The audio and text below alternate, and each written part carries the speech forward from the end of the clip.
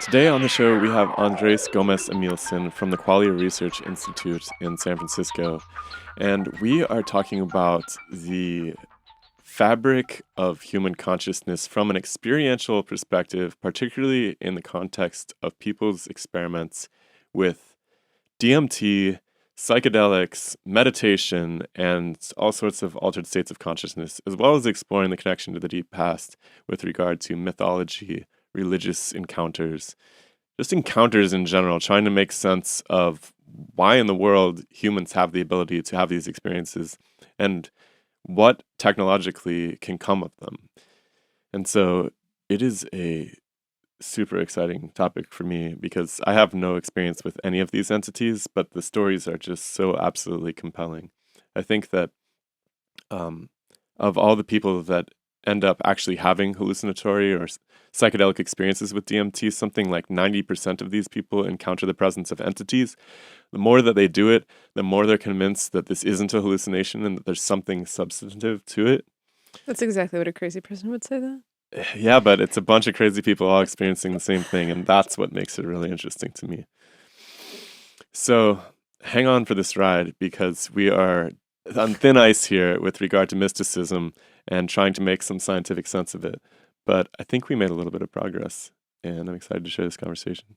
Definitely. And thank you always to our Patreon supporters. We could not do this show without you. I have no desire to shill vitamins or boner pills or weight loss supplements or whatever else it is that people shill on podcasts. And I'm so grateful every single day that we have such an amazing crew of people who support us on a monthly basis. If you have a little bit of spare cash, come over to patreon.com just for a couple dollars a month. You can help us keep the ship going, allow us to maintain editorial independence, and produce the kind of content that you look forward to twice a week. Yeah, if you think about it, this is an incredible golden age for intellectual fertility, right? People like this show, like all of these independent podcasts, we can explore whatever we want, and there's no big media company breathing down our neck telling us, what sells and what doesn't. And you guys can make that happen simply by supporting these independent podcasts like ours. If you enjoy it, if you listen to it, you can probably spare $1 or $2, and that helps us put all of our energy into this project. We're also having our first live event this year in April, Austin, Texas, on the 7th and 8th of April. We're going to hang out, watch the total eclipse there. We have a number of great speakers, and it's just a huge workshop space where we can all get together and discuss the ideas that we explore on the show and cross-pollinate and figure out what happens next. So I really hope to see you there. And if you don't have any cash to spare, that is totally fine. You can leave a comment, you can like, you can subscribe, you can find us on Facebook, Twitter, Discord, Instagram. I think we have a TikTok account. Literally anywhere that you type in Demystify Psi on the internet where there's a search box, you can probably find us. So come find us there. Leave a review on one of the podcast channels. Apparently we don't have hardly any reviews, and that helps people find out about us. So leave a review at your podcast store, whatever one you use. And in the meantime, enjoy the conversation with Andres, and we will see you next time. The scientific revolution starts now. The Demystify Psi podcast.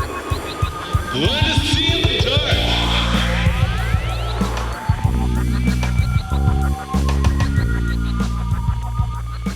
Let's dive into why people experience the same entities on DMT or believe they experience the same entities on DMT. But it is very common. It is very common, at least for people to believe that. We hold a regular phenomenology club, right? So like we gather like physics, math people, meditation people, visual artists people, and fairly regularly interact with them to try to make sense of, states of consciousness like DMT. DMT is quite fascinating. One thing that is definitely the case, I think, is that if you're getting the complex geometry hallucinations, that I think there's like a shared kind of like minimal set of effects that allow that to happen. On the one hand, like something that DMT does is it makes your field of consciousness a little bit more liquidy. That's like one effect it has. Just kind of like things a little bit more flowy, more liquidy, more kind of like an incompressible fluid in some sense, kind of mercurial, or like mercury, the liquid, the metal. But then also, it seems to make your blood vessels vibrate. This kind of like high frequency. It, actually, like nicotine salts, kind of have a little bit of like that feeling as well. If you try vaporizing some of these, more recent types of nicotine is like zzz, like that type of vibration. Mm. And also Like a fluorescent light or something, like the buzzing in the electricity, Yeah. like an electric thing. Yeah. exactly. Is it Yes, particular to nicotine salts or nicotine in general? I think nicotine salts, the rush that you get from it is different and more addictive, and it's more. It touches on something that DMT definitely does, which is this buzzing effect in the blood vessels. How do you know about the buzzing effect? Phenomenology. So like this is something you can do on meditation too. So like it's kind of like as an overarching experiment, like wherever you pay attention to, blood tends to move towards. I don't think I don't think it's like a direct effect, as in like, hey, attention is literally the movement of blood or something like that. But it's something that like, in order to sustain a particular attention structure, it seems like you need some kind of like plummery in a sense to keep the parts of your brain and system oxygenated that need to be in order to pay attention to.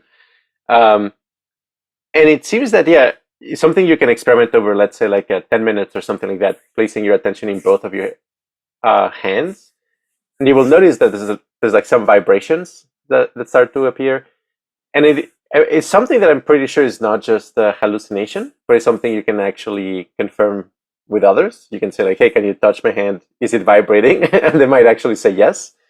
All of these I would love to intend to as well to visualize with like like various cameras, in particular like temperature sensing cameras. I think that might be visible. Like for example, asking a meditator to just focus on the left hand but not on the right hand. I bet like you will see changes in the blood, how it moves around. And it seems like it is that buzzing, the thing that is kind of like really essential for some of the geometry of DMT. You can actually get a strong version of the first type, like becoming very liquidy. But if you don't have also that buzzing effect, the geometry is not going to appear. Like it's just going to be a strange state of consciousness. Is that a dosage thing, or is it just for some people are unable to have both of those experiences? Is it what? There's a chaotic aspect to it. I mean, the buzzing seems like some kind of a self-organized criticality in that, like, if the blood vessels are aligned and your attention is in the right place and you take the right dose, sometimes you may get kind of this explosive thing where like just all throughout your body is like everything is in a state of coherence and buzzing. But typically, it's going to be more like there's going to be patches that are kind of competing. I call them competing clusters of coherence. And like one of the main reasons why DMT feels so other, or like there's like an ecosystem of entities, is precisely because there's an ecosystem of these, or like kind of like this long tail of different patches of vibration. That by the way is like one key difference between regular DMT and 5-MeO DMT, aka the God molecule, which is the vibrations in 5-MeO DMT tend to be global and coherent. They're like, no matter what kind of like what dose of 5-MeO DMT you take, if you got the buzzing effect from the 5-MeO, it's going to be this very coherent type of like laser type synchronization. Whereas on quote unquote regular DMT, NN-DMT, typically is going to be like an ecosystem of competing vibrations that they don't see each other as one. So there's like some kind of negotiation of which is which, who are you, where are the boundaries to be drawn? Yeah. Which one of these DMTs is found naturally occurring, like in the ayahuasca preparation? That would be NN-DMT, so quote unquote regular DMT. I see. Whereas 5-MeO DMT is the one that you find in Bufo alvarius, like the toad venom secretions. I mean, I consider them like probably the top two most interesting substances when it comes to consciousness. They're affecting consciousness. If I'm asked to kind of select three in terms of like, okay, things worth studying or things I think is very worth talking about, it would be DMT, 5-MeO, and MDMA. I think MDMA also is quite worth understanding scientifically because of all the promise it holds. But yeah, the first approximation, DMT, they call it kind of the spirit molecule, and it feels like you're tuning into these different levels of reality. Whereas 5-MeO DMT, they call it the God molecule, and it feels like you're becoming one with the universe or one with God. It's like the typical description. Now, why it feels that, I'd be happy to elaborate, but it's a very common report. Yeah, let's do that. Let's get into that. I did want to comment that I wonder if this blood flow has been examined by fMRI or anything like that, because I know, like, if you think about fMRI is looking at glucose usage, which I'm not sure that's exactly gonna overlap with blood flow, but it must be related. And if you think about trying to run a brain as, just treating it as a machine, like some sort of squishy machine, it's like you do need to get the gas to all the right places and so forth. And I wonder if there isn't something going on there with this experience. Well, this asks the question of where is the experience happening? Is it in the body or is it in the brain? Right? Because I feel like there's been a lot of weird stuff that I've come across about, especially with psilocybin, right? Which not just with, I was going to go in a totally Okay. different direction. Psilocybin's adrenal, Not in the brain, cannabinoids like, are not like primarily full in the body. brain, though, yeah. Not primarily in the brain, but I was thinking about like organ transplants. Like you've heard reports of like people getting a heart or lung transplant and suddenly accumulating characteristics of the transplant donor. And so all of a sudden when you start talking about these molecules where there's these areas of coherence and they seem to bring the entire body into some kind of uniform resonant state, to me it seems like even if you put somebody in an fMRI machine, like where are you looking to see the effects? Because I imagine that it's this diffuse thing that's like through the whole body. Totally. I'm very open to various possibilities. I think like the default possibility is where the experience is actually physically located in the thalamus. And then what the cortex is doing is controlling and painting over that experience, or kind of like editing, adding texture to it. I think there's a lot of good reasons to believe this. For example, you can sustain quite a significant damage to the cortex and still be conscious, even though you will have all kinds of cognitive deficits. But if you sustain even a little bit of damage to the thalamus, then either that is coma or death, usually. Like of all kind of like the brain structures that I know of, like one that if it's just not active, you're just not conscious, I think the thalamus would be the one. And the thalamus is, I mean, what I learned in college anyways, it's like the switchboard for the brain. It's kind of where there are a lot of different tracks pass through there. It's like the crossroads, something like that.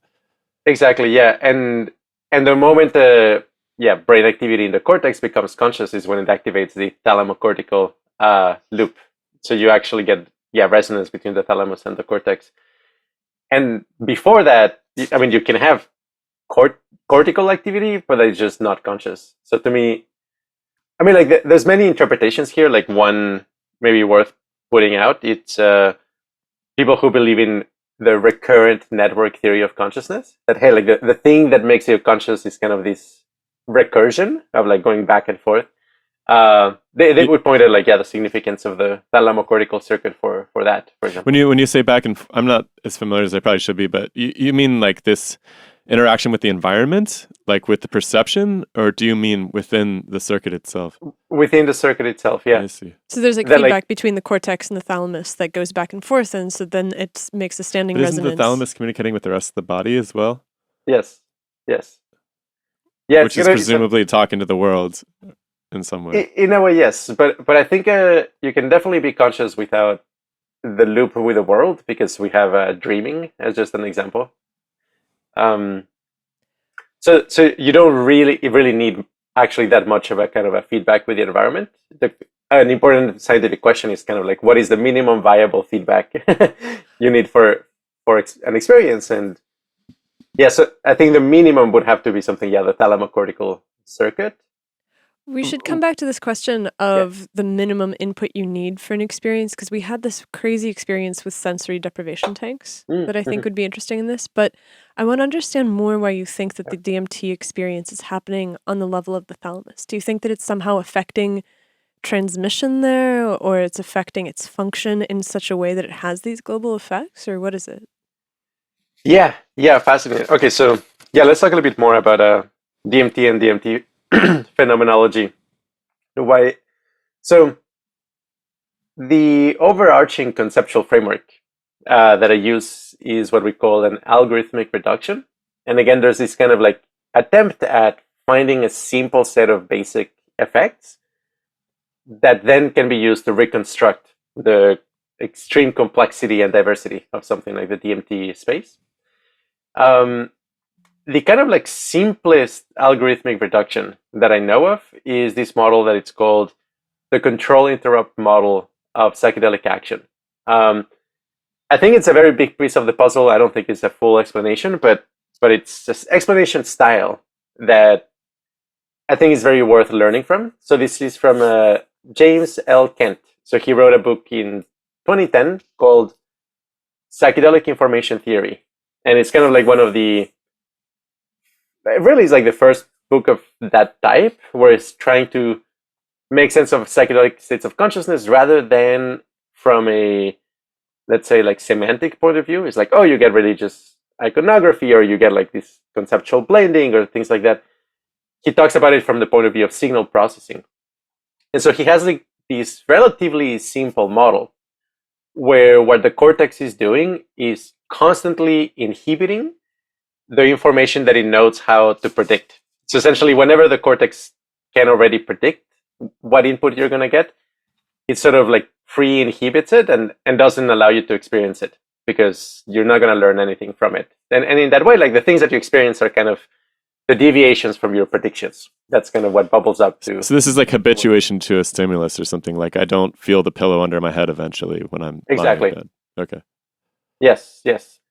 And so in this perspective, actually, the thalamus would be kind of like almost kind of like hard coded to arrive at a particular state given the input, and then the cortex is constantly trying to simplify it by removing what it can predict. So you get kind of this residue of what you can't predict is the things you end up paying attention to.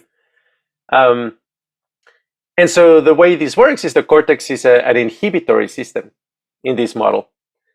And let's say that 30 times per second under normal conditions, it's kind of inhibiting away what it's able to predict. So now enter a psychedelic, let's say DMT. In this model, what would be happening is that, let's say like one out of like a few of those inhibitory signals, the DMT prevents it from actually kind of like propagating that signal. It just like fails to reach the threshold to send that inhibitory signal. So let's say like, every time per second, rather than getting like 30 of these, like maybe you're getting like, like 14 or 10 of those. So there's a lot of information that your cortex is just not inhibiting anymore. And that manifests as this very, very general category of tracer effects.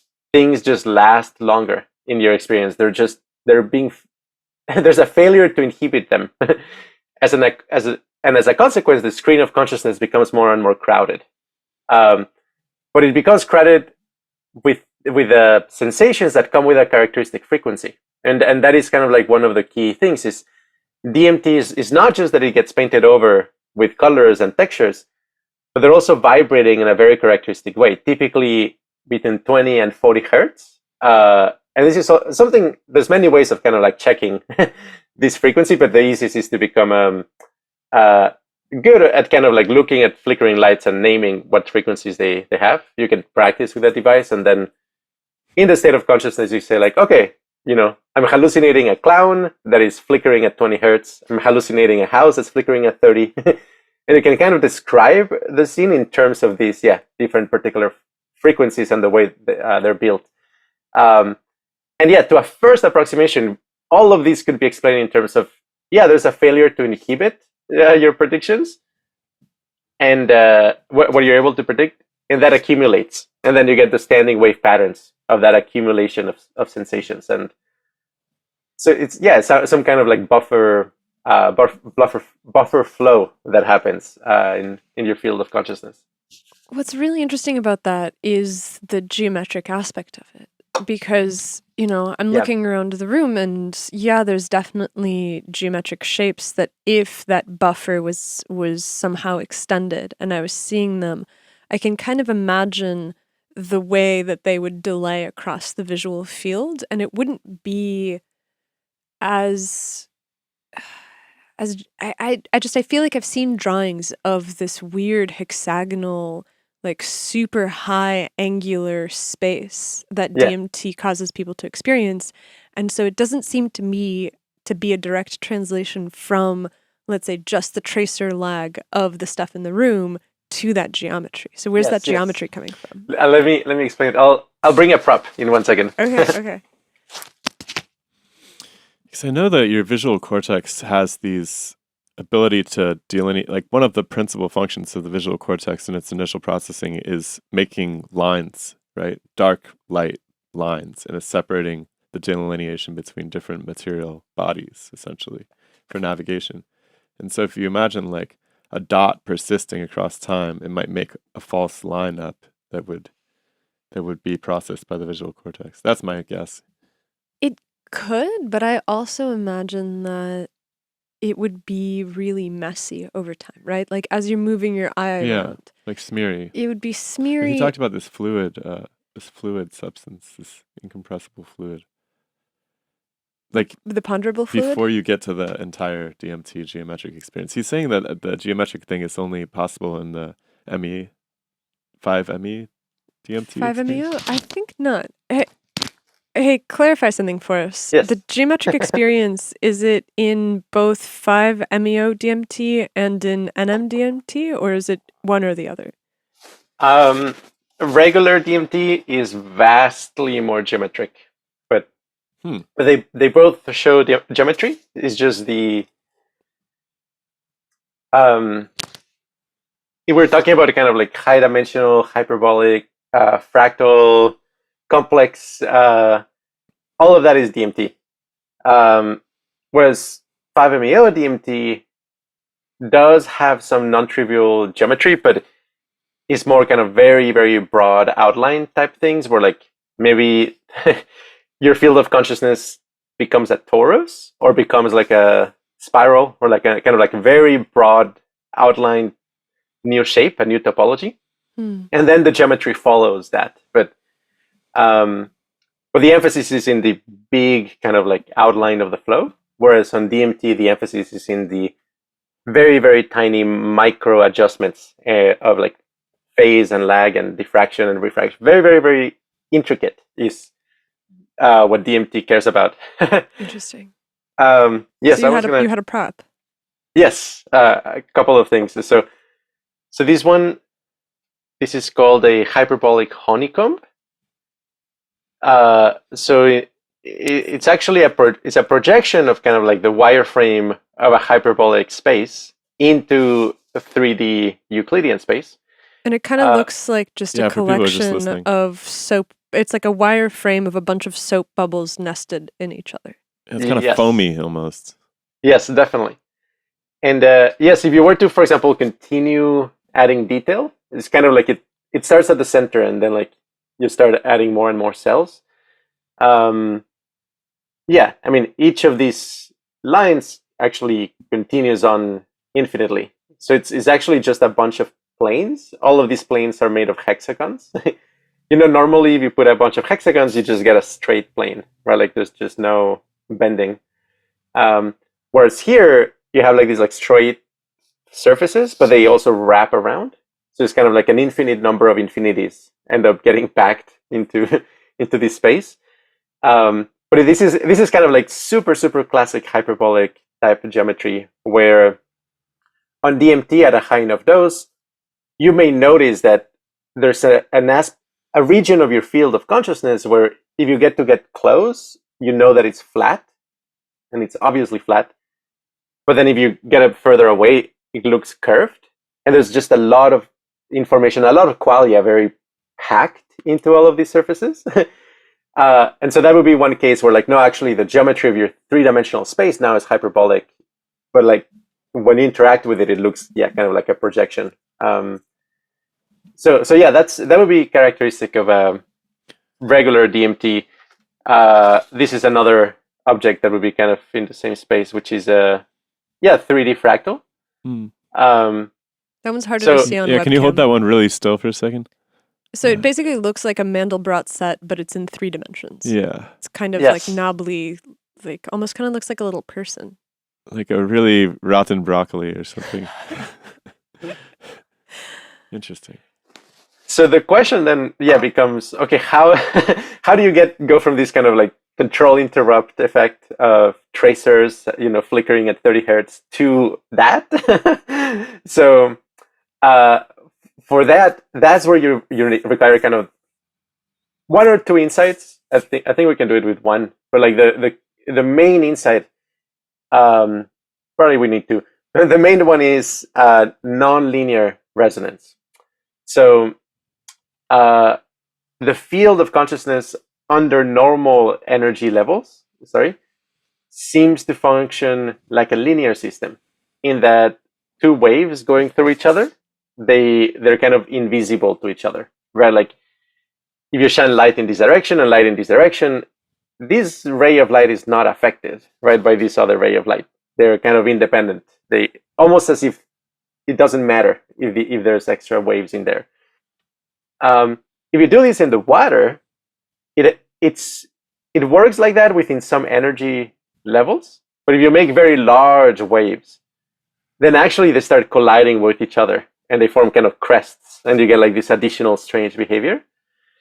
It's the same thing with your field of consciousness, that when you're in the normal range, sober to maybe, some level of meditation or some level of heat or temperature change, and you notice the quote unquote like waves of attention moving around, they go through each other with no problem. But if you raise up the energy to like DMT level, like 10 milligrams of DMT or something like that, the waves are so tall actually that they start bouncing off each other. And so that's where you get these kind of new attractors, where a bunch of waves essentially can like all line up in a plane and form like a beautiful symmetrical mandala there. For example, like if you see a symmetrical mandala on DMT, it will always come with some kind of tuning of attention as well. Like in some sense, like these symmetries are kind of a reflection of how your attention is coordinating with itself or synchronizing to itself. And that would be a case of nonlinearity, where like, yes, for a brief moment they tried to superimpose, but the energy was so high the waves actually started bouncing off each other, and you get various physics phenomena like phase pooling and phase locking between harmonics of different frequencies. And so how you said something interesting there, which is that if you can tune your focus and you can tune your attention to it, you can sustain the geometric experience. Yeah. So how does your mood affect that? Does it? Like if you're in a Oh, bad yeah. mood, do you see different geometry from when you're in a good mood? 100%. Okay, so here's the latest kind of like model or analogy for how this kind of works. So kind of like these old computers, right? Like that we used to use like bulbs, right? It's kind of like have like this analog component, and you need like Or like the the bulb. vacuum tubes. Vacuum tubes, sorry. Yes. Well, imagine your brain in some sense is kind of like a little theater. I mean, we're resurrecting to some extent the Cartesian theater, but not going all the way. There's actually some interesting differences, but it's sort of like a Cartesian theater, but where it has, let's say, something like 7 different lights, and each of those lights can go through a kind of light bulb. But there are very special types of light bulbs. They're essentially, what they do is they shine a holographic projection. So there's kind of like light bulbs, and each light bulb, let's say, it comes with a particular affect and color as well. Like you can put a sad filter on your experience, or you can put a clownish filter on your experience, which is kind of like a filter you apply on all of your experience, and it picks out some properties like the sharpness or the how soft it is. So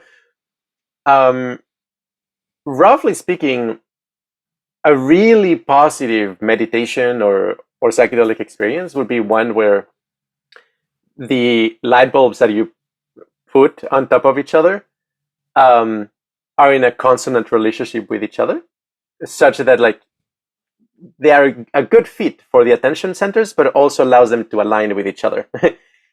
And when you can actually do this, it feels like your experience is coherent across many different levels. Whereas here, the interpretation is, you actually just have 7 different light bulbs, holographic light bulbs that are really good fits, a really good fit with each other. If you're in a pre-existing bad mood, by the time you go and take DMT, that usually will be like, there's some aspect of your experience that is being ran through this filter, which might be like a bad mood filter. If you take DMT under such circumstances, typically what is going to happen is you're going to drastically increase the brightness of whatever goes through that light bulb. And so you may actually get something shockingly sad or something shocking. Like it's kind of like a super extreme version of what you were doing already before. That said, when you overwhelm the system, then it kind of figures out, okay, I better rearrange the light bulbs to like find better ones, ones that interact in a less unpleasant way. So it's quite likely actually it's almost kind of like realizing that you've been holding a hot coal all your life. It's kind of like, oh, okay, you just drop it for a second because you realize, okay, so this is what it's doing to to my experience. Meaning that, a lot of people, I think, like, we carry perceptual filters that affect our mood without even realizing it. And sometimes DMT can give you awareness of that, but ideally you go in a very good mood already. That is the ideal scenario, actually. Yeah, I mean, not just DMT, but other psychedelics have been really effective in treating depression. It seems like at least the anecdotal data is pretty compelling. And I wonder if there isn't something about that realignment. It's very interesting.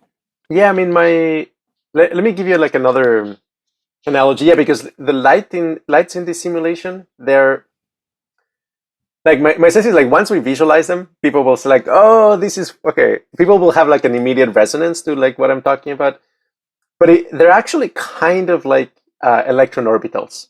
It's kind of like a good way of putting it. Like if you think of attention as kind of like a laser, like it's like, okay, you're just placing it one point at a time. That's a very specific type of attention. And already, if you actually have like a laser-like attention, that means a lot of attention is working out really well for you to have such a level of coordinated attention placing capacity.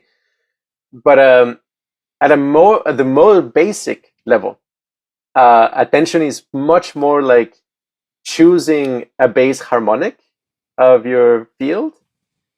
And when you choose several of those at once, the place where they overlap can cross an energy threshold, and then that it gets activated. Let me see if I can explain this. So, like it's almost, let's say like you're on 5-MeO DMT and you close your eyes. Something that can happen is that you may see your visual field, the top left white, the bottom right white, and then the other diagonal sides black. So meaning that you're kind of dividing your visual field into 4 sections, 2 of which are the same color and 2 of which are opposite color. And then an attentional move may actually be kind of like flipping which is the white and which is the black. So it's like a very subtle kind of like camera change or like changing the tension of the lens that makes the attention either pull in this diagonal or in that diagonal. This reminds me, the way that you're describing it, of like a magic eye picture. Mm-hmm. Of just this like ability to like see something that is one field and then tune to like the way that your eyes are tightened to see it, and all of a sudden something else emerges from it. Or the illusion where the dancer is rotating and it's like, which way is the dancer rotating? And you can, if you pay attention, you can force her to rotate in different directions.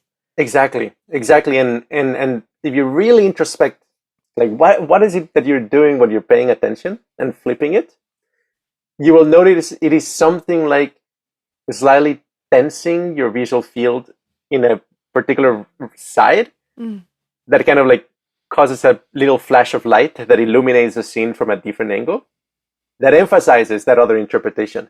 And then you can flip over. So the subtle attentional moves are these very subtle tensing effects that kind of like shift where the energy gets concentrated at a given rhythm. I mean, this doesn't become obvious until you're kind of like exploring the Jhanas or 5-MeO, where like the attention centers are so coordinated, then it is pretty obvious that like, oh, okay, actually, the human brain has kind of this like multi-layer attention system, but normally because they're out of phase from each other, it's kind of the simulation hides the fact that it's a simulation from itself, essentially. This might be an interesting place to go into meditation, because you mentioned the jhanas, Yes. and I know that Yes. the jhanas are, so I spend enough time on Twitter that I know people talk about the jhanas a lot. I know also that there's people who think that the jhanas aren't real. And so there's like this, I don't, can you basically just elaborate what this is? Because I think our audience doesn't. I don't know. Okay. Yeah. Totally. Yeah, the Jhanas, Jhana, they're states of concentration, have been discovered and rediscovered by people throughout history. The way I think of them is they are attractors of the following three systems at once. It's kind of like where the following three systems reinforce each other in a simple state, which is the nervous system, the cardiovascular system, and the electromagnetic field. The Jhanas are kind of like stable attractors that combine a very simple state of each of those. I mean, typically the first jhana is defined as complete absorption into bodily well-being. So those like pleasant sensations you get when you take a hot shower or like you do breath work, kind of these like warm, fuzzy sensation in the body. It's kind of like you make that your object of concentration, and then phenomenologically something like you're glowing red is like all extremely pleasant all throughout your body, just kind of like a very pleasant warm buzz. And if your attention is fully there, that would be called a hard jhana, where your attention is unperturbable and it's fully kind of like spread out. But typically you're going to be experiencing kind of most of your attention there and a little bit of your attention in other places, such as like the feeling of a bright white light is very common. It feels like, oh, there's the sun over there, or there's a star in there, and there's like heating up my body. And those two things are kind of reinforce each other. So like the hallucination and the felt sense in the body. So that would be called a nimitta, which is usually a object of attention that reinforces the jhana. And so the idea is to kind of bootstrap yourself into a position where you're 100% of your attention is focused on well-being in the body by essentially slowly shifting your attention to more and more refined objects that keep it kind of like more within a tight circuit that continues to circle through the body. Quick break to remind you that if you have not already come over to patreon.com and you are enjoying this conversation, the link is literally right here. It will take you 5 seconds. You can give us $1 a month, you can give us $3 a month, and you can help us keep the ship going. So check out patreon.com/demystifysci and help us maintain our editorial independence. The second jhana is happiness. It's kind of get absorbed into the feeling of happiness that comes out of feeling so well in the body. It's a very intense and refined type of happiness that I mean, I don't know. A lot of people can tune into it if they think of like what was like the morning of your 8th birthday or something like that. It's kind of like this joy of like you don't know what the gift is gonna be, but you know there's a gift. There's like some kind of like gratitude that is kind of like mixed into that joy. Then the third one is peace, just a very refined sense of peace and tranquility. And then the fourth one is equanimity, where you're kind of in a state where like it's not that you don't care and that you're apathetic.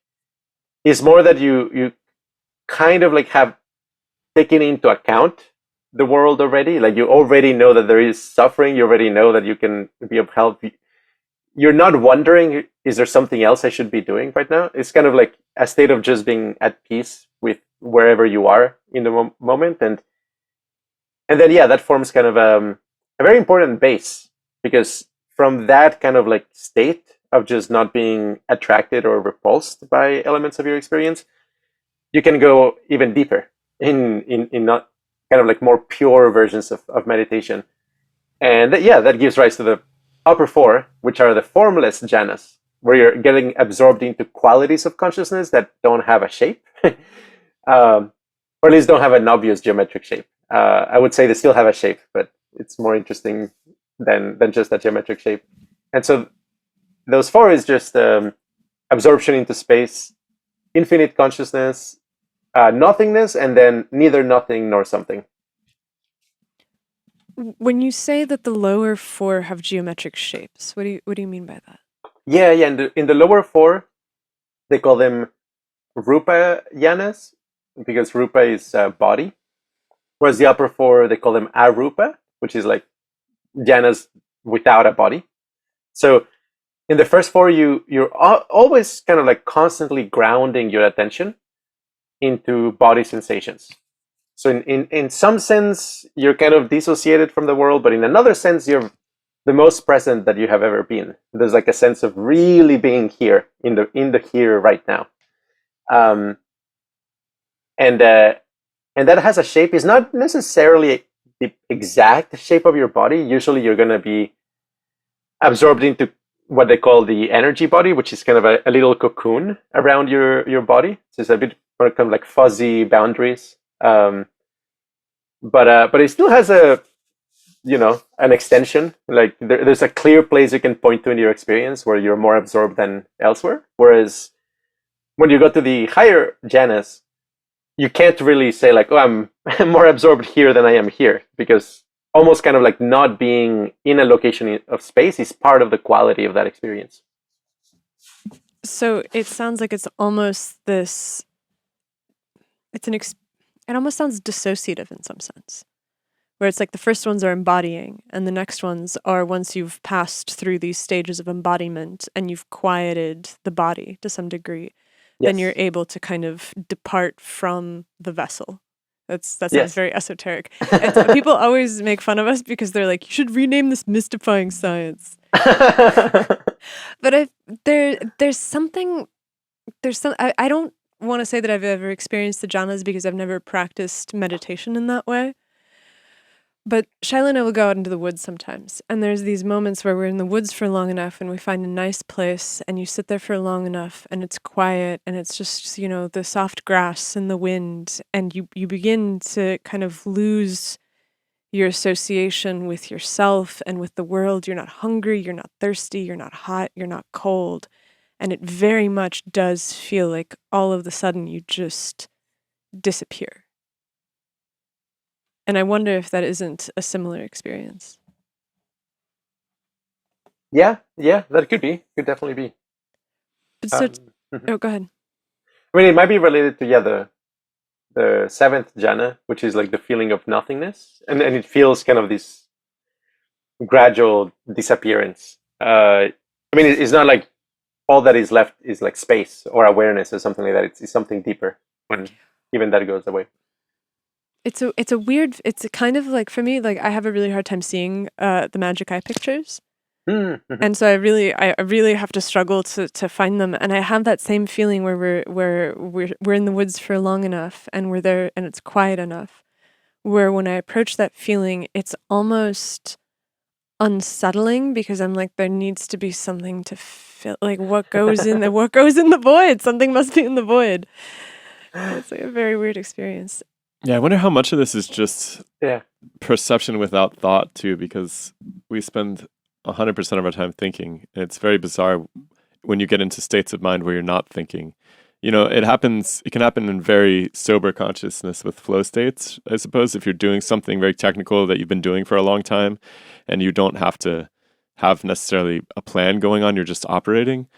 But also, I guess, in the woods or in states of meditation, playing music, things like this, sometimes you can get beyond thinking. And I think that then all of a sudden there's a tremendous amount of like cognitive space left over for experience when those thoughts are out of the way, something like that. Yes, yes, totally. No, I mean, and the phenomenology of the magic eye effect, like if you're coming up on 5-MeO DMT among, I would say, intermediate dose, there's like a dose range where this happens. It feels like it is like the magic eye phenomenology, but for tuning into realities more broadly. I mean, there's a little bit even like the worry of like, oh, like if you're kind of like accessing the ability to retune into one of these realities, you might lose the key to some extent. Like, you didn't cross your soul eyes properly or something like that. Yeah. So tie this back, because the reason that we got onto the topic of jhanas was you were mentioning them in the context of being able to explore these states of consciousness. So you get to a point with DMT, and then this sort of ability to attend to attention becomes really important. Yeah. I mean, I think one of the key limiting factors in good psychonautics is not having a good model of attention for yourself.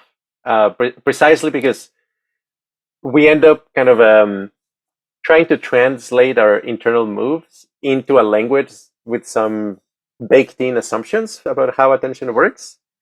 I mean, people talk about attention in all sorts of ways, like oh, there was like a bunch of arrows that were converging in the same direction. That's one metaphor, or it is kind of like a water flowing in the system, or something along those lines. Whereas, you end up exploring some of these outer reaches, and you notice like, no, actually, I don't really have control in terms of kind of like moving energy as if it was like water.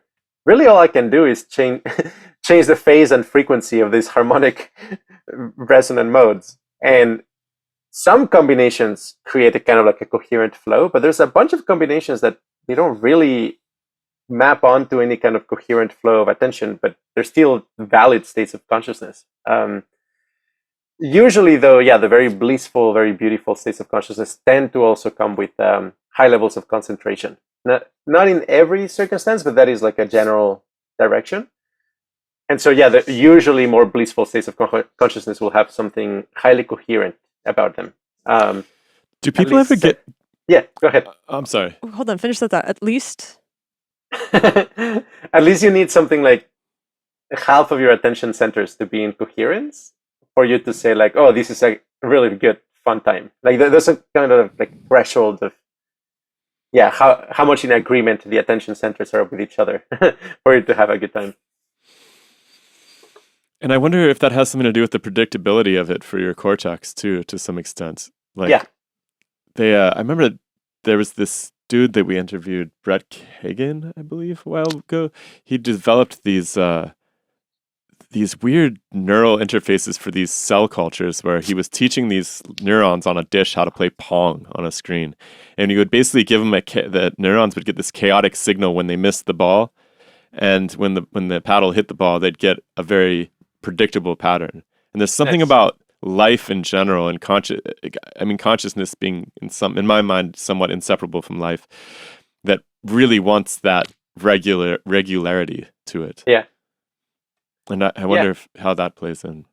Oh, absolutely. The high level perspective here is this theory proposed by co-founder Mike Johnson, which is the symmetry theory of valence, which we've continued to develop at QRI. The thing that makes an experience feel good at the most fundamental, I think, has to do with the smoothness of the geometry of the field. And in some sense, having some of these, like 5-MeO states or Jhana states, it's almost kind of like experiencing what the field truly wants once it's kind of unshackled from the constraints of biology for a little bit. It's like, actually, I would like to be in this hyper-consonant, beautiful fractal configuration, but I have, usually have to monitor all of these internal, biosignals that actually kind of like are not really consistent with this sort of structure. Well, I mean, you make them more consistent over time, but But it's almost like not just the internal biological systems, because what you said, like you make them more consistent over time. I imagine that if you meditate for a really long time and you develop this ability to control these things, you come to a point where inside the body you can more or less control things. But we're Yes. also animals that are susceptible to bad weather, to weirdos with knives, to the various vagaries of hunger and Yeah, predation in general is just such a strange thing to wrestle with. It's so bizarre, like just how we have to eat things that are alive, that's just part of this universe. That it's something you have to look out for as an animal too. Oh, Shiloh made this really interesting point earlier today. He was like, it's crazy that we eat stuff and that plants are really the only ones that manage to avoid eating other things. Because what we're basically doing is we're outsourcing the work to someone else of gathering all that calories and all that energy and then consuming it as a shortcut. And it seems like it's somehow tied into the foundation of biology, because from bacteria on up, everyone is eating stuff. Everybody's eating somebody. That's what it comes down to. Somebody's getting eaten. And I just feel like that's probably taking up a lot of our attention, is just that feeling like I might get eaten at any given time. Yeah. I mean, metaphorically, like it can happen in lots of different ways, right? It's a competitive universe. Even for plants, I'm thinking about plants. It's like somebody might get in the way of my light or something, right? I better get some leaves, right? I better throw some leaves up over here. I mean, in the mind of a plant or whatever. But I mean, in Qualia space, it's even worse. I mean, this definitely ties in to DMT entities. I see an important connection here. So, I mean, I'm sure you've seen r/place, where like Reddit's. It's kind of like a fun. It's like Reddit r/place. So what they did was they did it twice at least. Oh, I know. These like 1,000 by 1,000 pixels, and then like you as an individual, I think it was something like every 10 or 15 minutes you could change the color of one of them. And of course, you can't really paint anything on your own. You have to collaborate with other subreddits to leave anything behind, anything coherent. And so it's kind of a reflection, of course, of the spare coordination capacity of people on the internet. But as a metaphor, I just find it very generative. Would be something like this, which is that in Qualia space, actually, there's a lot of interesting, clever little algorithms that like little tiny Qualia systems can generate. There's, for example, some DMT entities that specialize in just painting hyperbolic surfaces, kind of like in a McDonald's, like the kids games, kind of with tubes and things like that. Like if you have one of those, there is a particular type of DMT entity or DMT program or whatever we would choose to call them, that is just very good at painting those and making them look good, and without like two colors, two sides painted of the same color, and interesting things like that.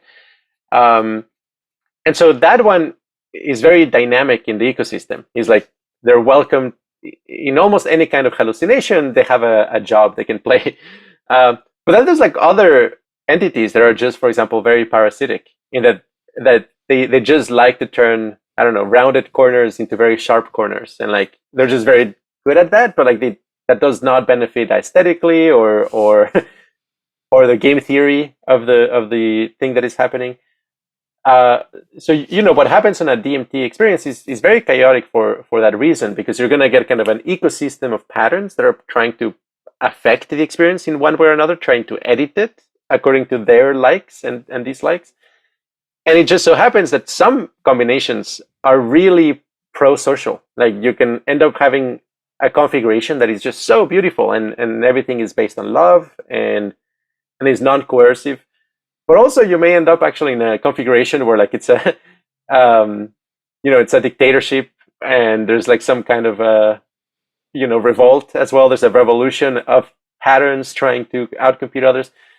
In general, though, I have noticed that the degree to which you could say an entity or a civilization is good, I think, has a lot to do with whether they follow kind of like basic ethical principles, like not buy into expansionism, for example.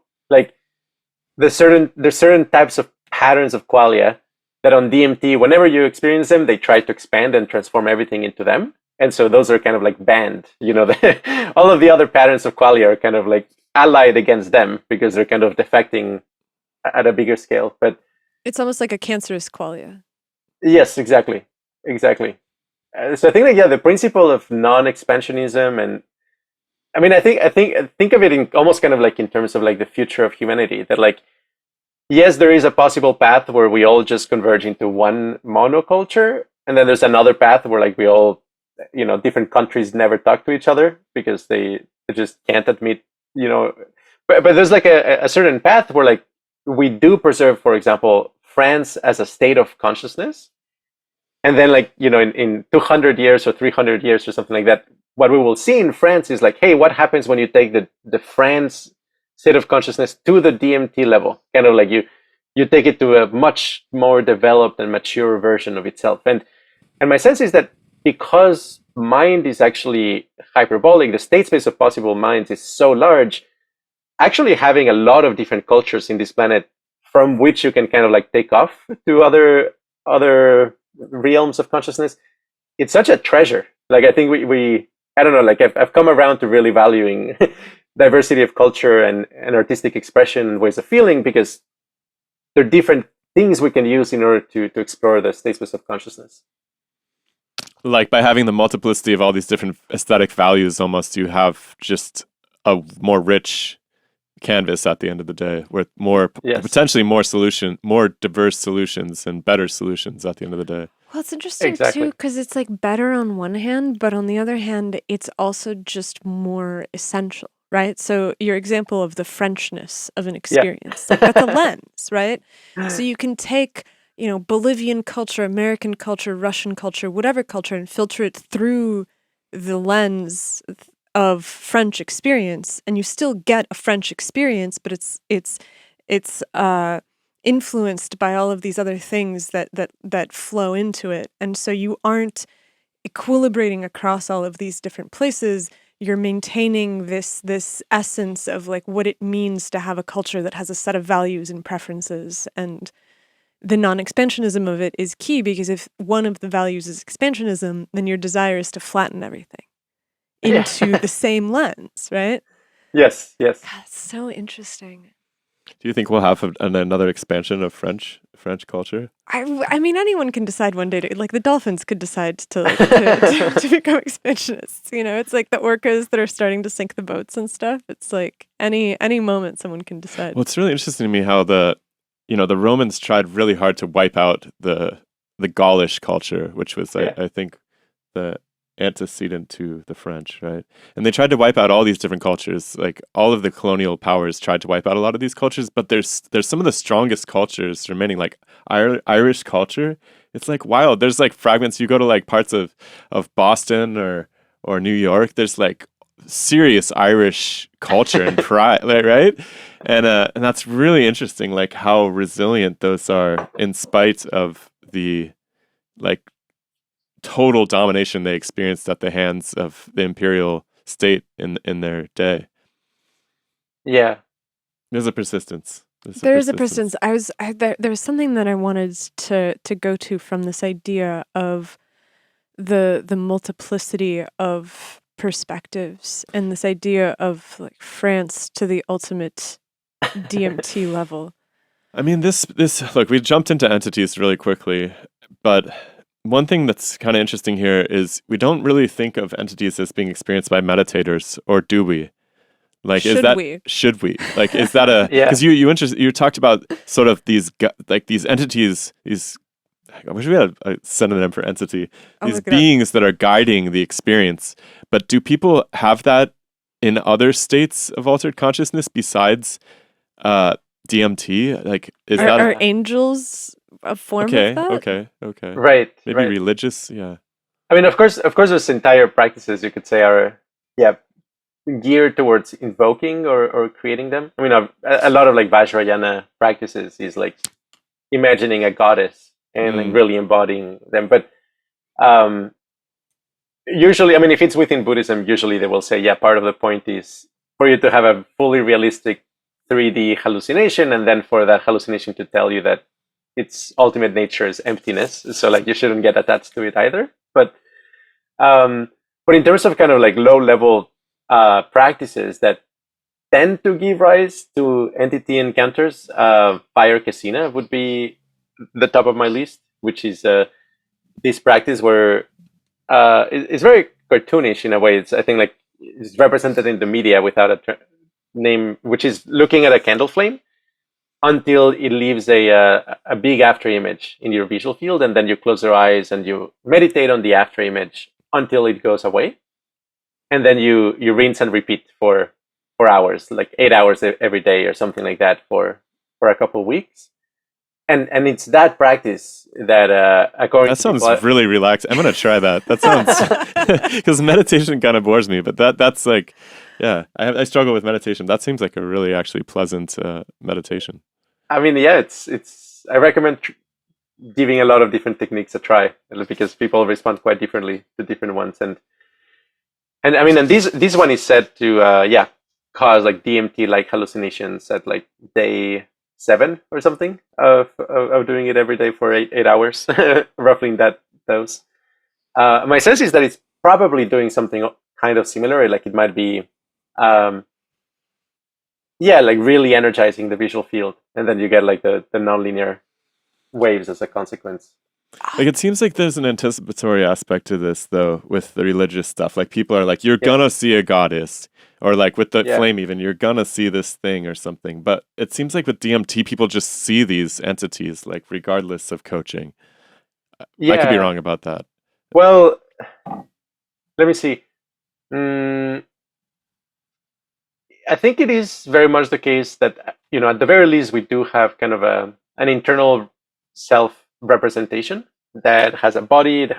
It's a very embodied representation for the most part. And one of the things that psychedelics do is they increase kind of cross-frequency coherence, like patterns of different sizes can interlock with each other. This is really kind of the effect that is at play when you look at a tree and it looks like a fractal. It's essentially kind of like you now have like fractal data structures, self-similar data structures with which to interpret inputs. Like a fern or something like that, where like with each of the arms kind of like a tiny copy of the whole thing. Of course, like if you go around trying to perceive fractals where there's like not many fractals out there, it's not a good fit. But of course, if there's fractals hidden actually and they're kind of like subtle or like non-obvious, then a psychedelic might actually give you some performance enhancement in terms of like, oh, you're able to see things that other people are missing out on because you have that lens.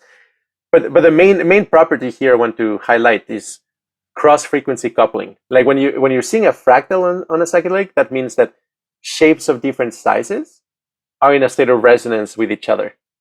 And one of the reasons why I think it feels so spiritual, why like communication is not just, communicating with a standard other person, but why does it feel so significant, so large, so cosmic?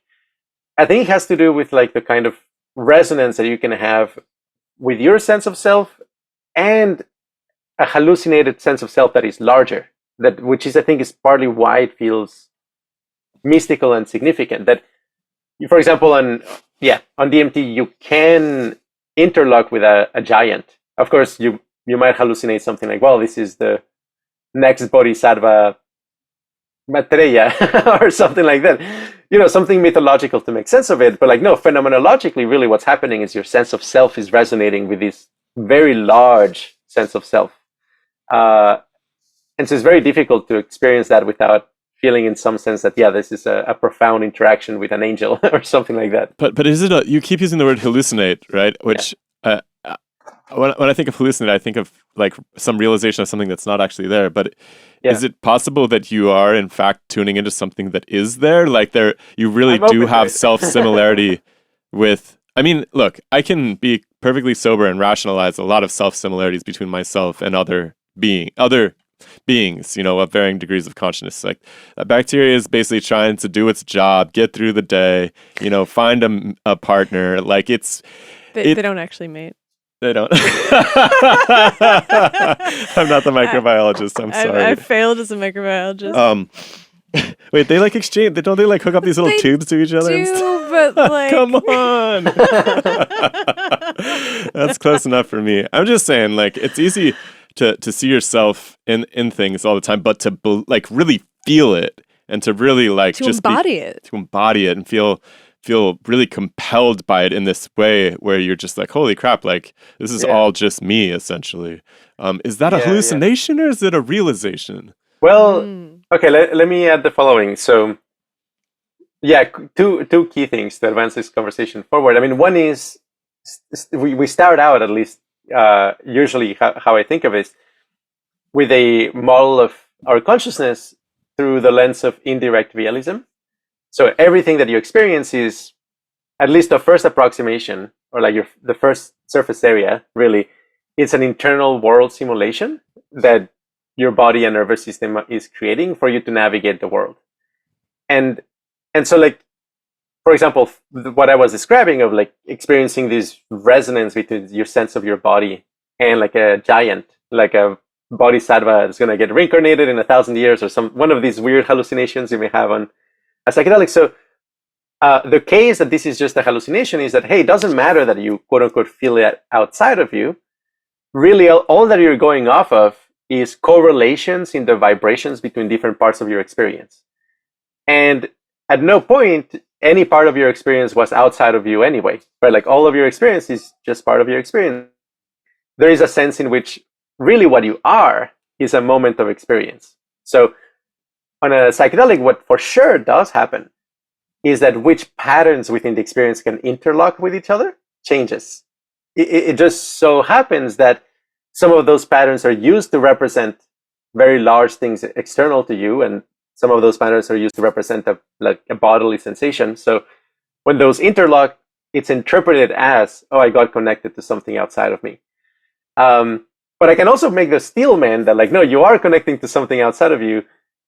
But it would be a very specific, based on a specific observation, which is that when you do interlock with some of these entities, especially some of the entities, not all of them, but some of the DMT entities, they do things that are very unexpected and strange if you just assume that they're part of just your world simulation, that you're just hallucinating them. In particular, two things that they do is that they kind of like tease you, and they kind of like make fun of the fact that you think that they're hallucinations. They can do that. Almost kind of like your sibling or something, just like, it's like, come on, do you really think it's a dream? Like, really? You feel me? I'm poking you. What are you? So there's kind of like some playfulness like that, where like they say like, of course you would think this is a hallucination. You're just a human. You don't know anything. Like there's like a sense like that sometimes happens. But then the other thing is like, well, especially if you're a meditator, you've kind of like gotten used to noticing your resonant modes. Like, okay, in what ways there are vibrations in my body? In what ways things flicker? Yes, a lot of what happens on DMT is kind of like, oh, you like energize your system, and so you're getting like the higher frequency versions of many of these vibrations. But sometimes when you get in contact with an entity, it feels like they're vibrating in a way that would be possible for you. Sort of like, for example, the sound of a flute coming out of a guitar, or something like that. And that is what I have found like the most compelling, really. It's just this, like, it doesn't feel like it's tuning into one of my resonant modes, or that I'm tuning into their resonant mode. It's more kind of like we're tuning into a middle ground that neither of us perfectly satisfies it, but it's like, okay, well, this will do for the communication. There's like a real locking in process when you get in contact with some of these entities. And yeah, for me, it's that much more than like that, that their gestures or clowns or shared. To me, it's more like, the dynamics, the signal processing of it is weird. You just have to pay attention. And I don't know, I just want, a bunch of more smart, curious people to take an honest look at these, because it's especially the tuning process is very stunning. The tuning process reminds me a lot of social interactions with people that you haven't met before. Yeah. Like when you walk into, like for like a podcast, for instance, right? I know we've done a podcast before. We kind of, we're familiar with each other. But when you first sit down with somebody for the first time, you have to feel out that space, right? And I think that there can be some anxiety associated with that for a lot of people. Like, is this, how's this interaction going to go? I just met this person. I guess dating is kind of like this too. It's been a while since I've been dating, but it's the same sort of feeling of like tuning to, and you don't want to have to bend yourself too much, right? Or it becomes an unpleasant interaction to sustain if you're trying to like hold up some mask of yourself in like the Jungian sense, right? It just gets kind of heavy. But in the best interactions, when you make really good friends, or you have a really good conversation, it's like you're both kind of like firing at the same frequency, and you're both, and there's like this predictable buzz to it. Yes, exactly. And maybe the feeling, like if you're like in third grade and like you sit down with like a sixth grader or like a seventh grader, like, it's not that they're like smarter than you in every way, but there's like a sense in which like, no, okay, their attention is functioning kind of like better, and like they're keeping track of more things, and that's another very common feeling on DMT experiences, is the sense of like, this would be kind of like a more developed older brother, just because how they're managing their attention has kind of like 2 or 3 extra kind of attention bundles that are not present in humans. That is also kind of unsettling, and part of like what makes these experiences so compelling is like, the way you interacted with them gives you the feeling that they had more attention centers than you. I want to talk more about the specifics of these interactions because so this stuff is inhaled, right? I know that people use vape pens. I know that they smoke it. Ayahuasca, I guess, is ingested. Yeah. But so you get it into your body, and do you go away? Like, do you go somewhere else, or is the room still there and things are manifesting in the room? It depends on the level. So I can quickly go through the levels. Sure. So these would be for classic NNDMT. So ayahuasca, usually you don't go that far mostly because it would be just an overwhelming experience for so long. So most of the breakthrough level DMT experiences tend to be very vaporized. It's hard to, be up for that, essentially, if it's just going to last several hours. It's just very intense, just too intense.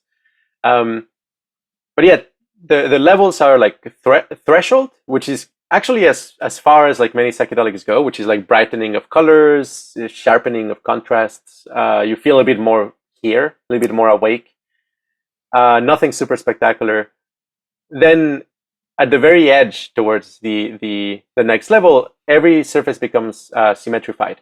Like literally everything becomes wallpaper symmetry groups. Like any surface has like tessellations. So then you go to the second level, which is called chrysanthemum. And this is, you're still in the room, but it feels that whatever surface you pay attention to is kind of like constantly unfolding.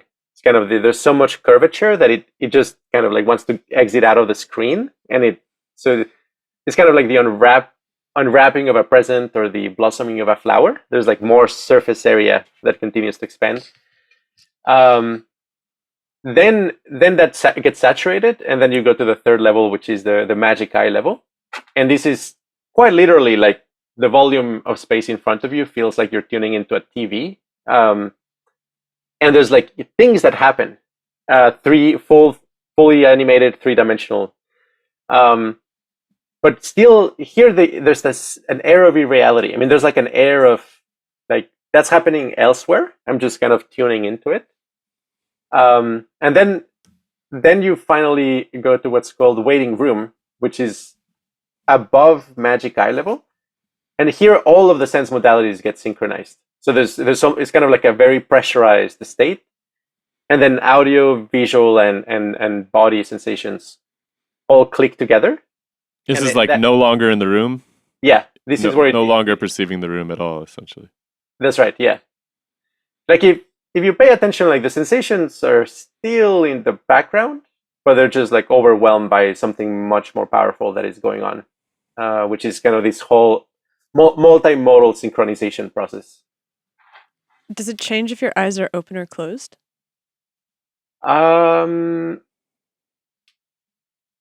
Not there is a little bit of a difference, but it's not super significant. Wait, so Um, is there anything after the waiting room?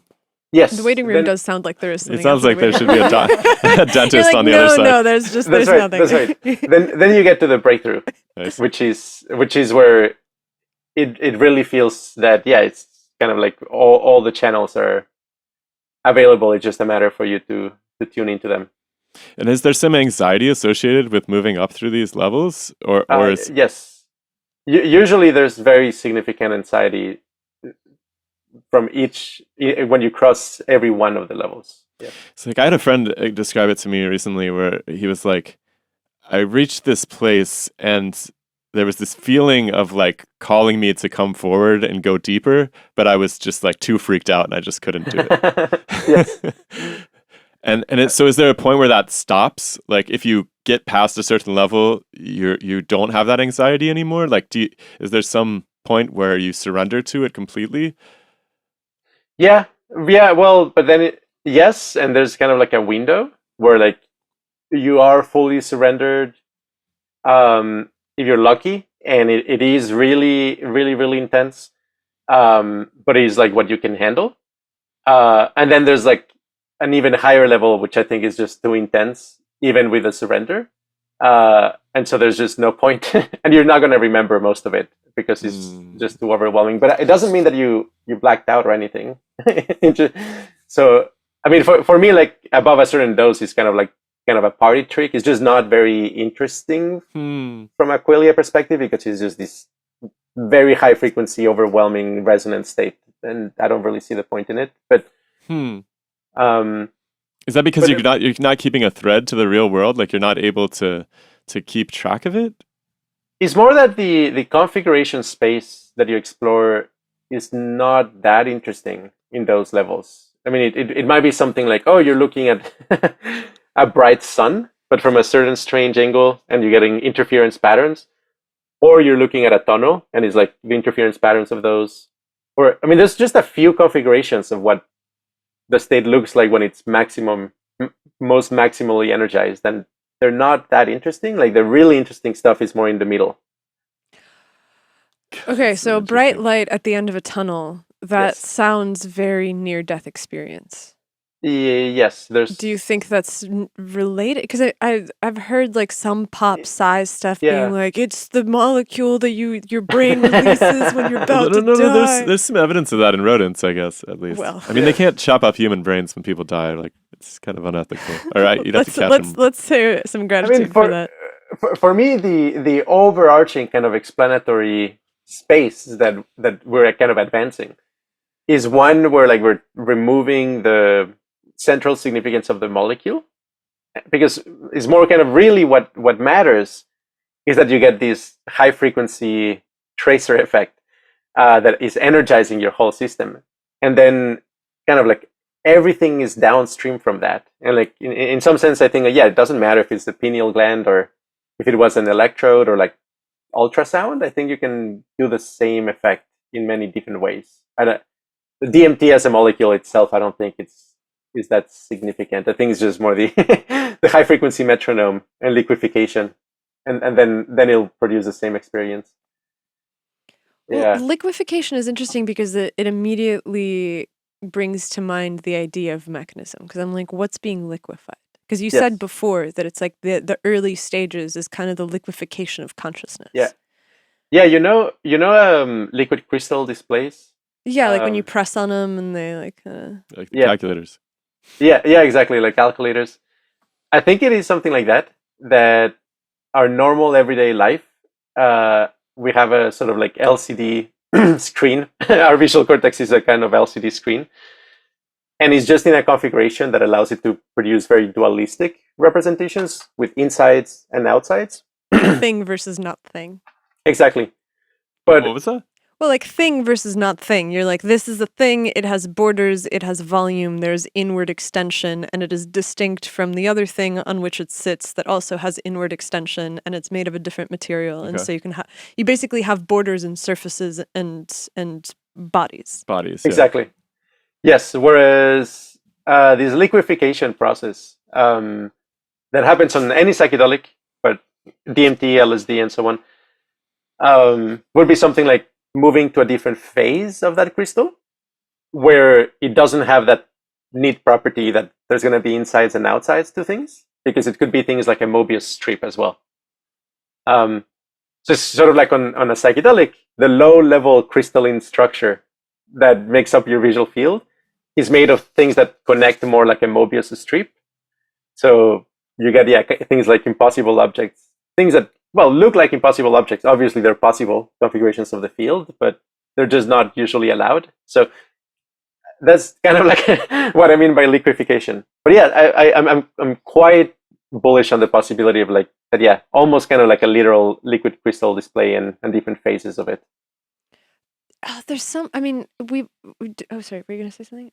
We've talked kind of about time and phasing and these waves interacting. Yeah. And that to me seems somehow relevant, right? Because we have a certain refresh rate to the things that we can see normally, right? And you can see this most simply when you take a camera and you point it at a propeller. And the propeller looks like it's spinning continuously to you, but the shutter speed of the camera makes it look like the propeller is still. And so is there some sense that you have that literally the refresh rate of perception is changing? It sounds like that's kind of what the tracers are. It's something along those lines, yes. So it is, okay, let me put it this way. I think that we have something along the lines of, like 7 or so attention centers happening simultaneously, each of those with their characteristic frequency. And the relative frequencies between them is chosen in order to minimize their interference with each other. As far as I know, when you have only 2 numbers, the thing that minimizes the interference between them would be when they're like at a golden ratio of each other. So yeah, something at 1 and the other at 1.618 hertz or something like that. They will couple as little as possible. So and as a consequence, they will produce like relatively little aliasing. So my sense is that, yeah, on a normal, sober, everyday state of consciousness, we have something like 7 of those. They're constantly interleaving, but because the relative frequencies are chosen carefully, we don't notice the artifacts very much. Like you kind of need to be really paying attention or kind of like questioning your reality to notice like, oh yeah, that flickered, or like that flickered over there. But usually it's very well put together. And then in some of these substances, what you're kind of like doing is increasing the kind of like coupling probability between these attention centers, so that in the extremes, like 5-MeO DMT, all of them might couple together. They all may be in a harmonic relationship briefly. And if they're all in a perfectly harmonic relationship, that actually feels like just disappearing. Why? Because for you to notice any change, you need a relative difference in the speed of these different attention centers. But if they're perfectly aligned, they never notice a change from each other. So these kind of like moments of timelessness, or like moments where everything disappears, would be when, yeah, they're all in a harmonic relationship with each other. And then when most of them are coherent, but maybe a couple of them are not, then there would be a situation where, oh, you can notice one big vibration, for example. And actually the one big vibration that you're noticing is, yeah, kind of like the interference between the shutter speed of the fastest camera and the next vibration. But they need to be at different frequencies for you to be able to notice their interference. Yeah. And so do you think that last stage that you say is so overwhelming and not particularly interesting is just everything syncing up to such a degree that there's no longer any kind of aliasing? Yes. I mean, I would say it is fascinating and worth experiencing. Yeah. Why? Can you give me an example of these attention centers, by the way? Can I visualize? Yeah, like the 7? Yeah. Yeah, why 7? Is this like auditory, like sensory, kinesthetic? Like what sort of attention are we talking about? Yeah, they can be applied to any sensory modality. I estimated 7 based on my experience with the Jhanas, just based on how vibrations would kind of couple with each other and synchronize in the process of going to a jhana in my first jhana retreat.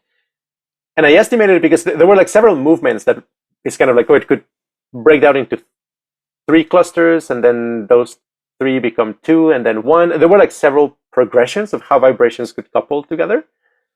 And I don't know for sure that there's 7. There could be more. I say maybe 7 plus minus 2, but it's within that ballpark. It's not 20. And in that case, we're like, one of the vibrations is like the pleasant body hum of like the warm shower feeling, and one of them is like the peaceful vibration of being okay with things, or whatever. Like the ones that you described earlier. Is that what you mean by attention centers? Yeah. I see. Yeah, let's say.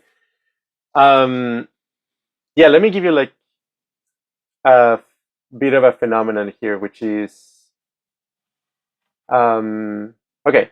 Let me see if I can communicate the following. It's something like the Cartesian theater idea again. And I've never I've read some Descartes, but I've never heard of this Cartesian theater. So before you get to attention centers, start with this Cartesian theater. Okay, yeah, this is the idea that it is as if you're in some kind of amphitheater, and there's like a little guy in the center or a little girl in the center, and that you are that little girl within within this. So this is the idea is that, okay, like there's actually a tiny world simulation inside you, and that what you're experiencing is that tiny world simulation, and it's actually one element within that world simulation that is a cluster of sensations that claim to be who you are. And so usually we go about our everyday life kind of like thinking that we are a subset of our experience, which is the set of sensations that are connected to the body and that say, hey, it hurts, or like it's pleasant. But actually that's kind of like an arbitrary distinction that you're making on the field of experience. So in reality, you're the whole of the theater at once, rather than only a section or a region of it. Traditionally, somebody like Daniel Dennett would bring this up as kind of an attempted reductio ad absurdum, because it would say, okay, like if that is your explanation for what experience is like, then is there also like a little theater inside the little guy in the Cartesian theater? And you get this infinite recursion. But then somebody like Stephen Lehar would reply, actually, you don't need to. Like the point is like, actually the little guy in the theater, he's actually skin deep. There's actually kind of like nothing inside him, because that's just not part of the representation. And there's really no paradox in that. Like the little guy is not even made of flesh and and meat and bones. Is actually just a little bundle of qualia within the world simulation. And so it makes kind of this interesting perspective where like the skin of the world, as it were, is kind of both your skin and the surfaces around you, and they're all kind of like forming this single skin. I can see it almost like a void. Yes. Right, where it's like the guy Bubble universe. Hmm? Bubble universe. Yes. Kind of, yeah. Where like the guy at the center is the negative space of all of the different things pressing in on it, and so the surface is just an apparent surface as opposed to an embodied body. Right. Okay, so that makes sense. Okay, so we have this Cartesian theater. We have the experiencer that is the subject of all of these different things, and so then the 7 attentions emerge from that. Yes. So now, okay. So here's what I have in mind. It's something like, imagine that this volume has resonant modes. It's like, let's say like there's air in it, and so like there's some frequencies that actually give you a standing wave pattern in this void. A particular attentional move or attention head would be like one of those resonant modes.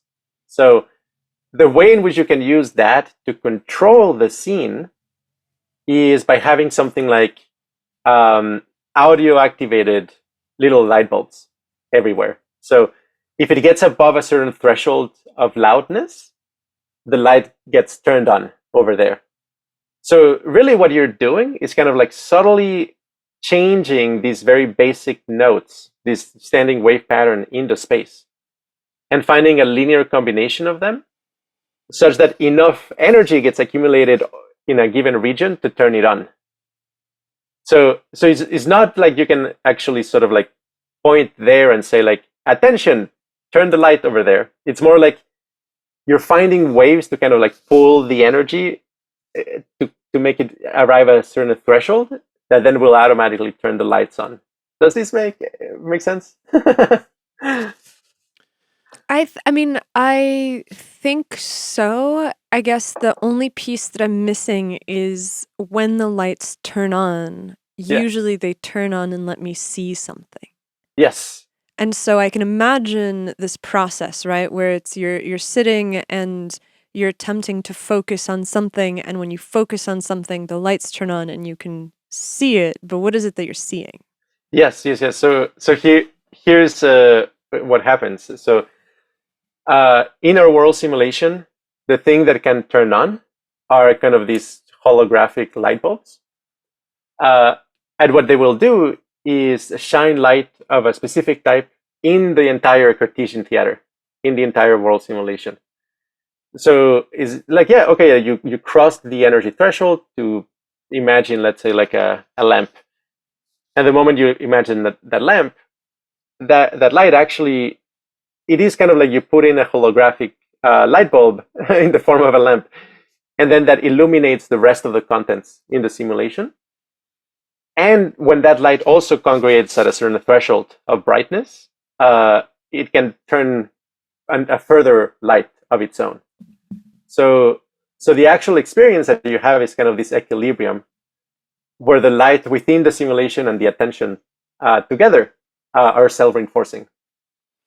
So if I link it back to the jhanas, the basic jhana is the sensation of like this warmth and just physical pleasure. Yes. And so that's the first light that turns on. And when it turns on, it illuminates whatever it is that you focus on next with that same feeling. Yes. And yes. as you focus that feeling on other places, on other attentional destinations, they begin to glow. And as they begin to glow, they start to illuminate something else. Yes. And so you're gradually starting to see these different things that you, through this attentional, does this make sense to you?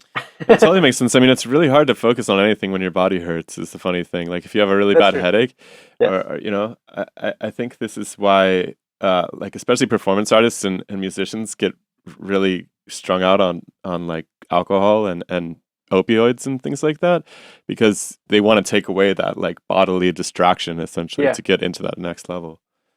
So I think I'm following that. Yeah, I think so. And I think that there's the same way that the blissful feeling of physical warmth can illuminate something that pushes you to a more pleasant level as it illuminates other things. The pain has its own light. And the pain brings other things out. And if there's a set of jhanas that are towards positive things, then there must also be an inverse that you can descend into the depths of hell as you progressively. Some people do focus. Like meditate on pain, right? I mean, to some extent, like really extreme athletics. Yeah. I mean, people walking on. I know this is like the resurgence of popularity of walking on beds of nails and like coals and stuff. I was actually thinking about this guy that I used to work with, who he was a guide at the company that I worked at, and he had like gone into the Marines when he was 18 and just had the worst fucking time. Like he had been blown up, he'd been assaulted, he'd just had terrible things happen to him, and he was just really twisted by the experiences. And when he returned to real life, he basically like went to school, like he enrolled on the GI Bill and like went to undergrad. And was surrounded by all these, like 18, he was like 25, completely twisted by life. And surrounded by all these, like teeny bopper 18-year-olds who were like, let's go party. And he's basically figured out a way of meditating on the pain as a way of staying sane. Like he does just these insane endurance events. Like he runs like crazy. He does crazy exercises. Like his whole thing is that he finds a place of pain and he stays there. And that's how he manages to to like create this protective space that he's able to inhabit, which is kind of the antithesis of the jhanas, it seems like. Hey guys, we're having our first live event this year in Austin, Texas on April 7th and 8th. It's going to be an incredible opportunity to hang out, check out the eclipse together, and workshop some of the ideas like the ones we're exploring on the show today. And I really want to meet you and see you there, so grab yourself a ticket up here. See you in Austin. Yeah. I think there's probably a good reason why you won't find kind of like a mirror symmetry version of them. How to say it? It is sort of like asking like if there are like very composite numbers. Like, is there such a thing like as very prime numbers? Right, it's like 128, you know? It's like, okay, it's like a power of 2, right? It's kind of like special in that sense. You wouldn't really say that like, you know, the opposite of like a power of 2 would be something like 7, right? Or 19 or something like that. In other words, you know, a jhana state is usually kind of a very specific state because it has to be coherent on many different axes simultaneously, like the tactile domain, audio domain, visual domain, like the frequencies all have to fit properly with each other. I don't think there's really kind of like an equivalent, like where everything is not fitting with each other. Like there isn't a single solution. Maybe the Dostoevsky quote of all happy families are the same, you know, all the unhappy ones are unhappy in different ways. I think it's the same with states of consciousness. I mean, there are some remarkably bad ones for sure, but I don't think it's precisely because they lack this regularity and kind of smooth geometry, which is characteristic of the very blissful, beautiful ones that, you're not going to find kind of a uniformly bad state of consciousness. That's really interesting. I have to meditate on that. Yeah, that's really interesting. The diversity of painful experiences versus like the unification of common. Like when everyone's like falling in love and everybody's like, oh yeah, that. But like if someone's like, you know, like losing your parents, like, well, that's a very different thing, it seems like, for everybody in a way that maybe falling in love isn't. I don't know. Just throwing that out there. It's interesting because my thought when you say that is that losing your parents probably actually is a really similar negative experience, but it's like not the same negative experience. Well, some people hate their parents, first of all. Some people have been abused by their parents, have been, you know, terrible. Like everybody has this wide range in between everything from having a wonderful childhood to having like a complete traumatic nightmare of a childhood. And so I imagine it just means very different things. Whereas if you fall in love with somebody, like that's a very concerted expression, right? I mean, I can see where you're going with it, and I think you're onto something. It's just very harmonic and like resonant in this way that everybody can identify with. I don't know. We don't have to push that too far. But I really do want to go back to the entities because, Yes. I mean, like full disclosure, like Let's get back to business. well, there's this bigger thread, right? There's the reason that I'm so fascinated by the entities is because they seem to be something that appears from the earliest moments of history. And there's, of course, shamanic traditions with experiments with these different plant compounds. But there's also just people in the religious canon across time that have encounters with angels or voices, like the burning bush, like all of these things, right? It seems almost like it's baked into the human story that we should have these encounters. Like there's something about our biology that has evolved for the ability to have these experiences. And I'm curious if you have any insight onto why in the world that would be. Like, because it seems like we've almost been talking about these experiences so far, like we're breaking the machinery of the brain a little bit, which is like a very reasonable perspective for hallucinations in general. I mean, schizophrenia thing, like it's almost like a pathological approach to it. But I'm like, could the ability to have these encounters have evolved for a purpose and not just be an artifact, but actually baked into the cake? You know, not a bug, but a feature. So everything that you said, but I just want to say that I think that the way that we've been talking about these experiences is less about breaking the brain and more like making it ring like a bell. Okay, fair. Right, But 'cause but it's- somehow it's very it's like you're changing the machinery. You're tuning the machinery. You're definitely like tuning the machinery to do a thing. It's very and you're- mechanized, right? It's a very mechanistic, like biochemical approach to this. And I understand like how that is totally a valid perspective, especially when we're talking about a pharmaceutical agent like this, for lack of a better word, a drug, right? A molecule. Sounds so heavy when I you know, say it I that hate way. that word so much. but You're basically you're asking for the mythological significance. You're like, look, not there's- totally, but I'm No? and evolutionary as well, though. Interesting. Are they the same?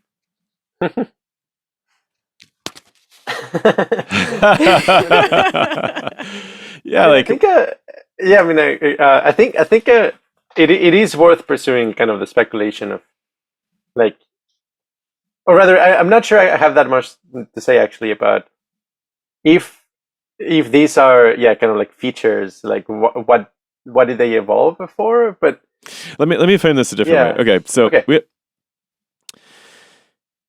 the encounter with entities, it seems to some people they hear about this and they're like, oh my god, this person's talking to demons, that sounds terrifying, like get this person some help or whatever, like why would you ever do that to yourself? On the other hand, like we have a friend, he's a cognitive neuroscientist, and he claims that his encounters with entities delivered to him on a platter all of the mathematical theories that he's made his Right. career off of. And it's Yes. like, and people, you can argue about the value of religion across time. Of course, religion's done wonderful things for people's lives. It's also done horrific, oppressive things to people's lives, right? But it does seem to move mountains in a way. Like these experiences that people have, they do deliver some tangible something to people's lives often. It can be, I mean, I admit that's up for grabs whether that's value neutral, but in some cases at least, it seems like there is a real wisdom that comes from it that can be taken back to the real world and used productively in service of humanity, of the planet. I mean, of all the psychonauts I know are particularly ego-oriented. I don't know, I doubt that's a coincidence, but there's this sense of humans having a cosmic role, like we need to play our part here properly. We can't just kind of screw things up. Is it unreasonable to expect that would have evolved as a biological tool for the success of the species, of the planet, of the biology itself? Like that state of consciousness? Because I mean, the fact that we can achieve that state of consciousness suggests that there is a... But you can achieve it also without drugs. That's what I'm saying. Yeah. Like, so that there's a molecule that triggers this And state it's of very consciousness. common across time too. People have been achieving that for thousands and thousands of years. And so is the question that you're asking is like, what is the purpose of us being able to experience this? Yeah, and like, do you think that there's a chance that we evolved that ability for a purpose? I think it's possible. I mean, it is talking about a very specific state of consciousness, like this very high frequency, high energy. And one thing that I think it definitely has some purpose is like that the type of representations that you experience there do tend to have this kind of self-other ambiguity.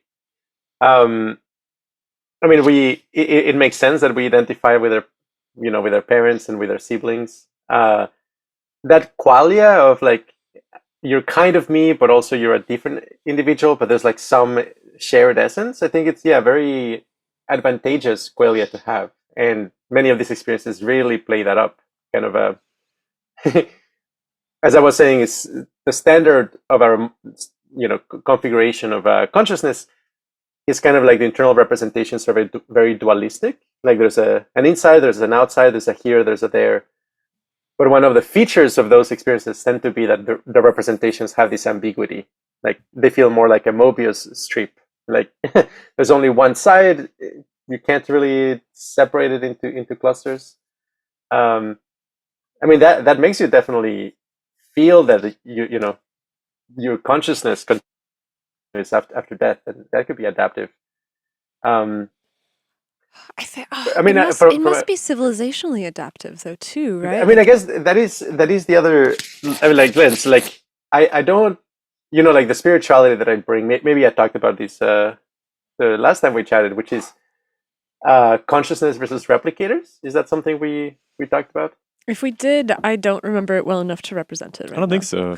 Okay, this is kind of like what comes at the other end when I ask myself, hey, can we kind of like secularize value and spirituality in a coherent way?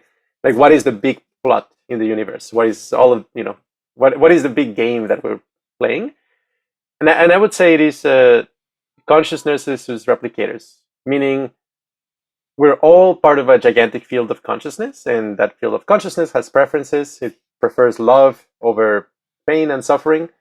But then within it, also like patterns evolve, and patterns can actually end up just maximizing their own reproduction, independent of the well-being of consciousness. So there's some kind of like fork in the road, unfortunately, where either kind of like conscious intelligence takes control of evolution, or we essentially evolve into kind of like AIs that really don't care about life and consciousness at all. They just want to maximize their control and reproduction.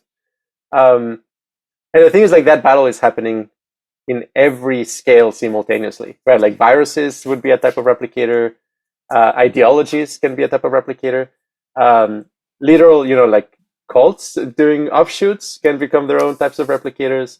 But then also, yeah, something like large-scale civilizations. Like, just because you're intergalactic doesn't mean you're necessarily good for consciousness. So from that perspective, I think, let's say some of the spiritual feelings of DMT and 5-MeO DMT, as I see them, are kind of like super intelligent coordination mechanisms across different scales of being. It's sort of like, okay, there is a sense in which maybe at the planetary scale, our wisdom does get accumulated collectively, some kind of collective intelligence. And that is trying to influence positively the evolutionary trajectory of our species.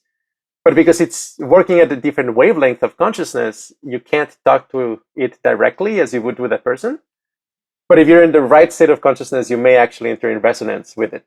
And that feels like, yeah, alien messages, or they feel like, whoa, messages from the deep subconscious or something. But there would be potentially, yeah, like literal types of communications like cross layers of being,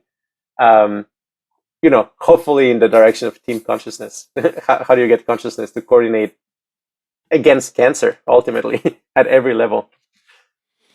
Yeah, because it seems like one of the deep crises of our times is people feel alienated from the larger superstructures that are guiding the civilization, right? Like, if I just start talking to you about all the different corruptions that are present at every level of our own governance, right? It can get we just get super stressed out, right? It's just like, oh my God, I can't affect this. Like, these guys flying around to private islands, and I feel like I have no effect on that and all these decisions sometimes.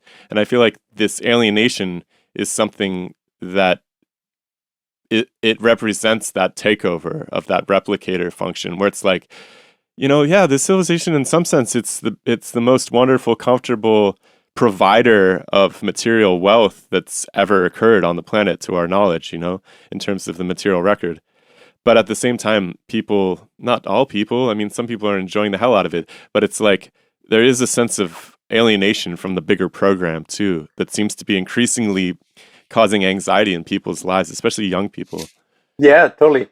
Well, and look at it from the point of view of what we call team consciousness. Like, wouldn't necessarily be people per se. That's not the unit that matters here.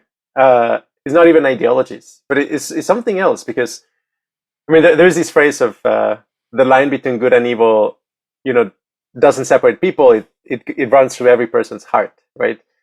It's the same. The line between consciousness and replicators runs through every one of our hearts, because there's no real saint here, and there's no real truly evil person. We're all kind of, collections of algorithms, and sometimes, the better part of ourselves manage to cooperate with each other, but both sides are really smart and are trying to outsmart the other. So, if you were to think at it from the point of view of like team consciousness, like if you're like, Buddhas at the end of time who figured out how to get rid of suffering and have a bunch of amazing time, and they're all super intelligent. Like, how will you influence this world to move it in the right direction? Like, something like, oh, I'm going to give a bunch of power to this one person. Chances are the effect is going to be random or just negative. It would be more kind of like, how do we subtly, positively energize the highly intelligent, compassionate sub-agents that are floating around between people? And it's not easy to do that, right? Without also energizing other things. Yeah. I feel like this is the phase that humanity must pass through, because if you zoom out from you can see this on every level. You can see this on an interpersonal level, where let's say you go back 500 years and the way that people solved their disagreements was duels. And it's like, okay, Yes. you can get on the backs of horses and you can javelin each other. You can, pistols at dawn, whatever, that's fine. But gradually we come to the point that it's like, okay, maybe we should talk about it. Like, yes, you have insulted my honor, and yes, I have slapped you with a gauntlet, but we're going to have a debate in a public space, and that's going to be how we settle this, and no one's going to die of blood loss. And that's And that might be better for everyone, because maybe you have some good ideas at the end of the day that we could use around here. Sure, like maybe it's better to live in a state of consciousness, because we talked at the beginning of this idea of approaching a blissful state and setting for psychedelics, where it's like you control the environment very, very carefully, because it's necessary to make sure that the guy with the knife doesn't wander into the room while you're vulnerable. Yeah. And so it seems patently obvious that setting up the world in such a way where there's not a guy with a knife running around is probably better. Yeah. And that's a really difficult thing to manage, because I feel like people's hardware gets just frazzled and wires get crossed. And so there's this inability that crops up continuously to resolve conflicts and difficult emotions in a way that maintains the humanity of the people that are part of that interaction. Yeah. And you see that magnified on the level of government policy, where it's like the entire idea of a state is the monopoly of violence. And so there's always this threat that's hanging over you, which is that if you don't comply, the way that they're going to deal with you is they're going to lock you in a box for the rest of your life. And that's horrifying, but that's like the best that we've come up with, because 500 years ago, I think that I was listening to somebody, I think that it was the podcast we were listening to with McKenna and Sheldrake. They were like, yeah, when Giordano Bruno was burned at the stake, I think 30,000, either 30,000 or 300. They said 300. 300,000 people turned out to watch him burn. Like, Wow. that's what I'm saying. Like, we have made these massive strides, and so we have figured out ways to subsume these bloodthirsty urges to some degree. But the next stage is being able to figure out how to allow the just massively powerful current of difficult emotions to run through us without shattering us. And it seems like these substances and meditation and all of these processes of figuring out how to direct our attention and how to direct our senses and how to actually be able to experience things that are difficult and transmute them into something else is the technological progress that we have to make in order to fight that that ever encroaching darkness of like what lies in the heart of man. Yeah. And that's our era. That's our challenge. I agree. I mean, I think for sure. Let me give you some thoughts here. I mean, one overarching one is our ability to have like good models of how attention works. I think it's very essential for understanding failure modes in kind of the human makeup, the human organism. One that I've been paying a lot of attention recently to is narcissism as a personality disorder, because we have like a very morally laden kind of like lens on narcissism as a culture. It's kind of like, oh, this person is so self-absorbed and self-oriented, as like they're doing something very sinful or very self-indulgent or something. Whereas, if you talk with people who suffer from narcissism, it's pretty obvious that it's like they have like an involuntary kind of like attention defect, that they're kind of like, I would say maybe 2 or 3 of their attention centers are permanently glued to their sense of self. And they're not necessarily aware that it's different for others either. It's like they might project that way of attending to everybody. And of course, yeah, from that perspective, whenever something good happens to you, other people must experience jealousy, because that's just what happens when you process information through that kind of attention structure. So a lot of these things will become, I think, like, yeah, transparent in terms of, yeah, okay, how is the inner life of a person, how the attention moves around, how does that influence how they render the world, and what gets emphasized in their world simulation. And making that transparent, that, like, oh my God, actually, yes, a lot of our collective governance structures are actually grounded on, actually, yeah, some sort of like collective narcissism. I tend to think that, yeah, one of the key messages from the DMT entities is actually just, hey, like, humans are pretty cool, but we're not, we're not the be all and all of the universe or anything like that. We're just, yeah, monkeys with technology, and like we're the lowest rung in the cosmic interdimensional medium. Like the dumbest species that has figured out how to contact the others, essentially. So yeah, I don't know, confronting that, yeah, okay, we're not special in in the way that we think we are, can be quite significant. And then, yeah, fixing our attentional modes. I mean, I think MDMA is the most promising in that direction. From talking to actually like a professional psychedelic guide, a very wonderful woman who has guided over like 600 people in a legal psychedelic setting. According to her, psychedelics do not help with narcissism. It's just not something that benefits from them. And I think it's because the way it affects them is different than how it affects other people. Like how it affects other people, like, if you already have kind of this like empathy connection, a psychedelic can massively amplify it. But if you're lacking, if you don't have it to begin with, it just kind of like intensifies the other patterns. It just doesn't work the same way with people like that. Whereas MDMA can bring self-awareness. I've gotten a good number of people's trip reports of something like, oh yeah, my sister suffered from this type of narcissism, and MDMA is not that it fixed her, but like that it made it clear to them actually what was going on. There's some kind of like acceptance. So okay, actually yes, there's something weird that is happening in myself that is causing these negative feelings, as opposed to like, well, it's other people's faults. I'm also, I'm sorry, I'm rambling a little bit, but yeah, I think like, yeah, really understanding kind of making transparent our attention and our motivations can potentially be very important here. And the thing is, like, yeah, the highest levels, it will be some kind of crazy jailbreaking out of the human mind, because collectively we are kind of like wired to kind of like seek our own genetic self-advantage. So a truly kind of unbiased mind that really is just trying to apply intelligence for the goodness of consciousness in general is just very rare. Usually just really, really, really oftentimes like subtle biases are influencing the cognition. And the one state I can think of that has kind of these, there's both the super intelligence component, but also these like completely unbiased approach, is something like the combination of DMT and 5-MeO-DMT, because then you get the super intelligence of the elves, but combined with the non-duality of the God molecule. And so it's kind of, God trying to help itself is kind of the the flavor of that type of experience. Is like, it's going to use all of its most sophisticated supercomputing capacities, but trying to help itself in the broadest way possible. Anyway, I think we can harness these and study it, and it's going to be wild.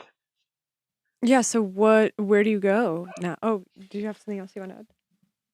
Well, in some sense, it is very promising that these things have become more mainstream, at least in terms of discussing the possibility. And there's a number of very stodgy clinical trials and so forth, Johns Hopkins and Sloan Kettering, and people like trying these things out and actually finding a lot of therapeutic utility in them, especially with end of life situations, addiction situated. That stuff's fascinating. Like people quitting smoking, or the ibogaine stuff with alcohol and heroin addictions.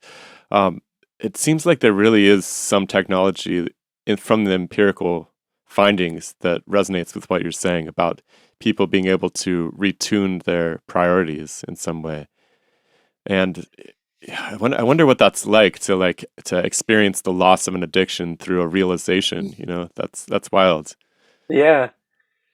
I mean, I think, the thing I'm most interested in personally, I'm extremely interested in raising awareness and increasing research in, for example, like anti-tolerance, ibogaine for, painkiller addiction and things like that. But intellectually, the thing I'm the most interested in is precisely like, okay, what happens when physicists and mathematicians take a very close look at, for example, DMT and or 5-MeO DMT, and I think it will become more apparent, like from a group of people really taking a close look at these, some really obvious macroscopic electromagnetic or or quantum effects that will appear, not in the sense of having psychic powers or anything of the sort, but just, hey, my attention centers are doing this superposition effect that I can only make sense of in terms of something like a path integral formulation or something like that. But yeah, it's just a matter of getting enough smart people, really to have the freedom to explore these and talk to each other. I think like there's a risk with some of these of kind of like trying to almost kind of Disneyfy our psychedelic experiences, making them more consumable for others. But really the things that make them the most interesting is precisely that which usually escapes description, which usually will be, kind of the wave patterns and the equations and the particular vibrations that they're very specific and that they're very suggestive of something like electromagnetic changes in the field. So any mathematicians or physicists who are listening should reach out. Yes. I mean, in some sense, it makes sense that fundamental conscious experience, mechanistically, as this resonance system, it has a lot of congruence with fundamental material nature, which is also deeply resonant in atomics and quantum theory and all of these things, which are very much based on harmonic oscillations and nodal networks and all sorts of harmony and discordance with one another. It's hard to not see those things. I think who was it? Wolfgang Pauli had some long correspondence with Carl Jung about some of these matters too, where I think they became very good friends because the nature of conscious experience, when you start peeling it apart, has so many overlaps with the fundamental nature of matter and of the material world too, and the way that physical pressures play out. So I could see that being an increasingly fertile collaboration space. Yes. As above, so below, right? It's this idea that there's resonance that appears in many different forms at many different scales. And I think that the work that you're doing it's just super interesting. You're very playful about it, but it's also really, it's not like anything that anybody else is doing. And so I really appreciate whenever you come by to tell us about your insights. Thank you. Yeah, no, and I saw you interviewed Donald Hoffman quite recently. Mm-hmm. Yeah. Yeah, no, I think some of the fusion lab discussions are very relevant for how the different subagents inside you combine into one macro agent, or at least to give the illusion that there's this kind of macro agent. It seems to me like, almost kind of like various kind of psychiatric disorders as well. You can think of them as kind of like political upheaval within a person. I like that. They were using too much kind of the dictatorial mindset of like, well, no, the big gestalt can tell any one part of the body what to do, until eventually enough of the parts of the body are like, hey, I don't like how you're leading us. Like you're eating all this junk food, and they just like rebel one day. They unionize, and then like, okay, well, you lost power, and so like you have like super strange behavior for a while. Well, you're actually just controlling kind of this unionized structure. I think ideally, the most sane kind of like internal governance architectures are like superposition or ensembles, where like, yes, there's a superposition between a kind of a dictator in you, but also kind of a unionized group of cells, and also a kind of a modular hierarchical architecture, and you fluidly change between them. In such a way that you don't avoid accountability, but also you're you're protected against like capricious revolts, from the subparts as well. I love this because if you manage to codify it, you might also simultaneously codify a more functional political system. Yeah, I was gonna say that sounds like if I'm trying to imagine like the most ideal president or something, it's like almost exactly what you just described, right? Shiloh and I, we toyed with this idea where we were going to read the Constitution and then go through it section by section and like talk about what a new Constitution could look like. Nice. But we very quickly realized that our plates were full. Yeah, we need that's like 20 PhDs worth of work. Apparently, we made it through like the first paragraph, and we were like, "Oh my God!" There's court cases dating back for 300 years fighting about the interpretation of every line. Every single sentence of the Constitution just has so much history associated with it that it's basically just this tome. Like every word is multivalent, and nobody knows exactly what it means. It's a nightmare. But yeah, that's really interesting. I mean, I love that, and I love that in terms of just what you want out of yourself is very similar to what you want out of good leadership, what you want for the whole community, really. Like if you treat yourself like a community, which is very Jungian too, but I might add. There's a lot of overlaps here, right? With like trying to get, and I think all these old pagan religions too, like to give them a shout out, I think they were really onto this, I think the idea of seeing, the god of rage and the god of love and like these different kind of subroutines that you need to kind of get in order, or else if you don't, they'll kind of destroy your life too. And you see that happen in people all the time. I don't think they were just, superstitious idiots. Like they were onto something there. Totally. Yeah. And like the entities just seem like a way of experiencing that. It's like a way of telling that story to ourselves of those subroutines. Yes, I think so. Maybe I'll leave you with kind of one last reflection, which is like what might actually be the case in terms of intergalactic politics if we take the DMT entity seriously. So I mean, here's the thing: like you can actually encounter like DMT entities of all kinds of politics, and the straightforward interpretation is like, well, there are different manifestations for how to organize your own parts. I think that's a very, very valid way of looking at it. But then there's also the interpretation of like, no, actually, there is an intergalactic medium and an interdimensional medium. And if you want to be there and explore, you actually do need to have like friendly politics with those there, or you might run into trouble. So here's the thing. As far as I can tell, and as far as anybody I've talked to can tell, the politics of kind of the high priests of vibration, or this is kind of like some of the high order entities in the DMT space, they all have kind of this very like socially liberal vibe to them, which was kind of difficult to explain. They're kind of like very pro diversity in many ways.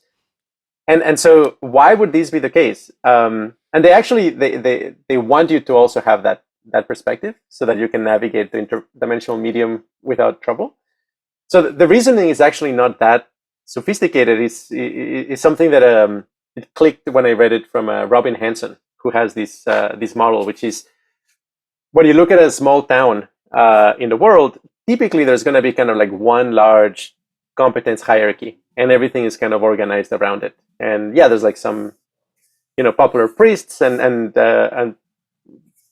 popular craftsmen, and there's kind of like a central axis of competency, essentially. But as you open up to kind of like broader sections of humanity, what happens is that for each age, there's kind of like a maximum width that a civilization or a coalition can form because of communication speeds, essentially. So what ends up happening is there's a certain size in which things become polarized, where you end up having kind of like two very large coalitions that are trying to bid for complete power at the very end. And there's this very generic thing that happens, which is that once there's kind of like a stalemate between two very large coalitions, the way in which one coalition can finally kind of take a handle and win over the other is by adopting some very pro-diversity values. Because in that way, it can also recruit sub-coalitions of the other side. Essentially, it's kind of a more welcoming international or like inter-coalitional group. And so you can kind of first that like in very large political contingents, the central axis will generally have kind of these very pro-diversity very kind of inclusive approach, and it will spend a lot of its resources reducing internal friction, because that's the way in which it can maximize the coalition size, essentially. And that seems to be very much the case, that there's like, in terms of DMT entities, that there is some kind of galactic federation, and like a bunch of the entities you encounter are just kind of emissaries of that. And then there's like an ecosystem of kind of like wild entities, and there's a few rebels that like hate the Central Coalition, and I would prefer if humans don't join the Central Coalition and might try to tempt you somehow into not helping the Central Coalition. So yeah, there's some apparent crazy galactic politics here. Yeah. We absolutely have to get you in touch with our friend Ogi, he's the cognitive neuroscientist who's like been in touch with these entities, because he doesn't know anything about DMT. He's never done DMT. This is what he describes he experiences. And he goes to this like really geometric place where he sees them. And he's very insistent that they're not DMT entities. He's like, no, they're definitely aliens. And I would love to have you guys in the same room just discussing this, because I think and they're like pouring math equations on him and just like telling him, making him feel stupid. And well, in some sense, like the humans are you guys. Yeah, well, yeah, just like you're little like babies in the Galactic Federation, and he's got these like two different aliens. One that's representative of this like diverse, coalitional, friendly Galactic Federation, and then this other one he associates numbers with them. I think they're like 3 and 5. And I can't remember which one's which, but like one of them is kind of the one that really doesn't want the humans involved and is like very negative. And I'm listening to you say this, and I'm like, what the fuck is going on? Someone is pranking us somewhere, and I don't know where that is. Maybe the Galactic Federation. I don't know, but we'll definitely figure this out. I think it would be really interesting. Awesome. Yeah, well, this totally. Let's do that. And yeah, no, it's delightful having this extended combo with you. Yeah, it was great to see you again. And then we're still working on the museum exhibit. It's like starting to kind of come together. We'll have something that we can send you because with the Museum of Sex, like we're almost there at the point where the proposal for what we want to have visually and experientially is there. And now we want to put together an advisory group who can help direct it to be like, this would work better in order to induce this experience, or like would work better in context of, the entities or whatever else. So we'll send you some stuff on that. Okay. Awesome. All right, thank you, Andres. It's always fun to hang out with you, man. Awesome. All right. Have a great rest of your day. Bye. See you soon.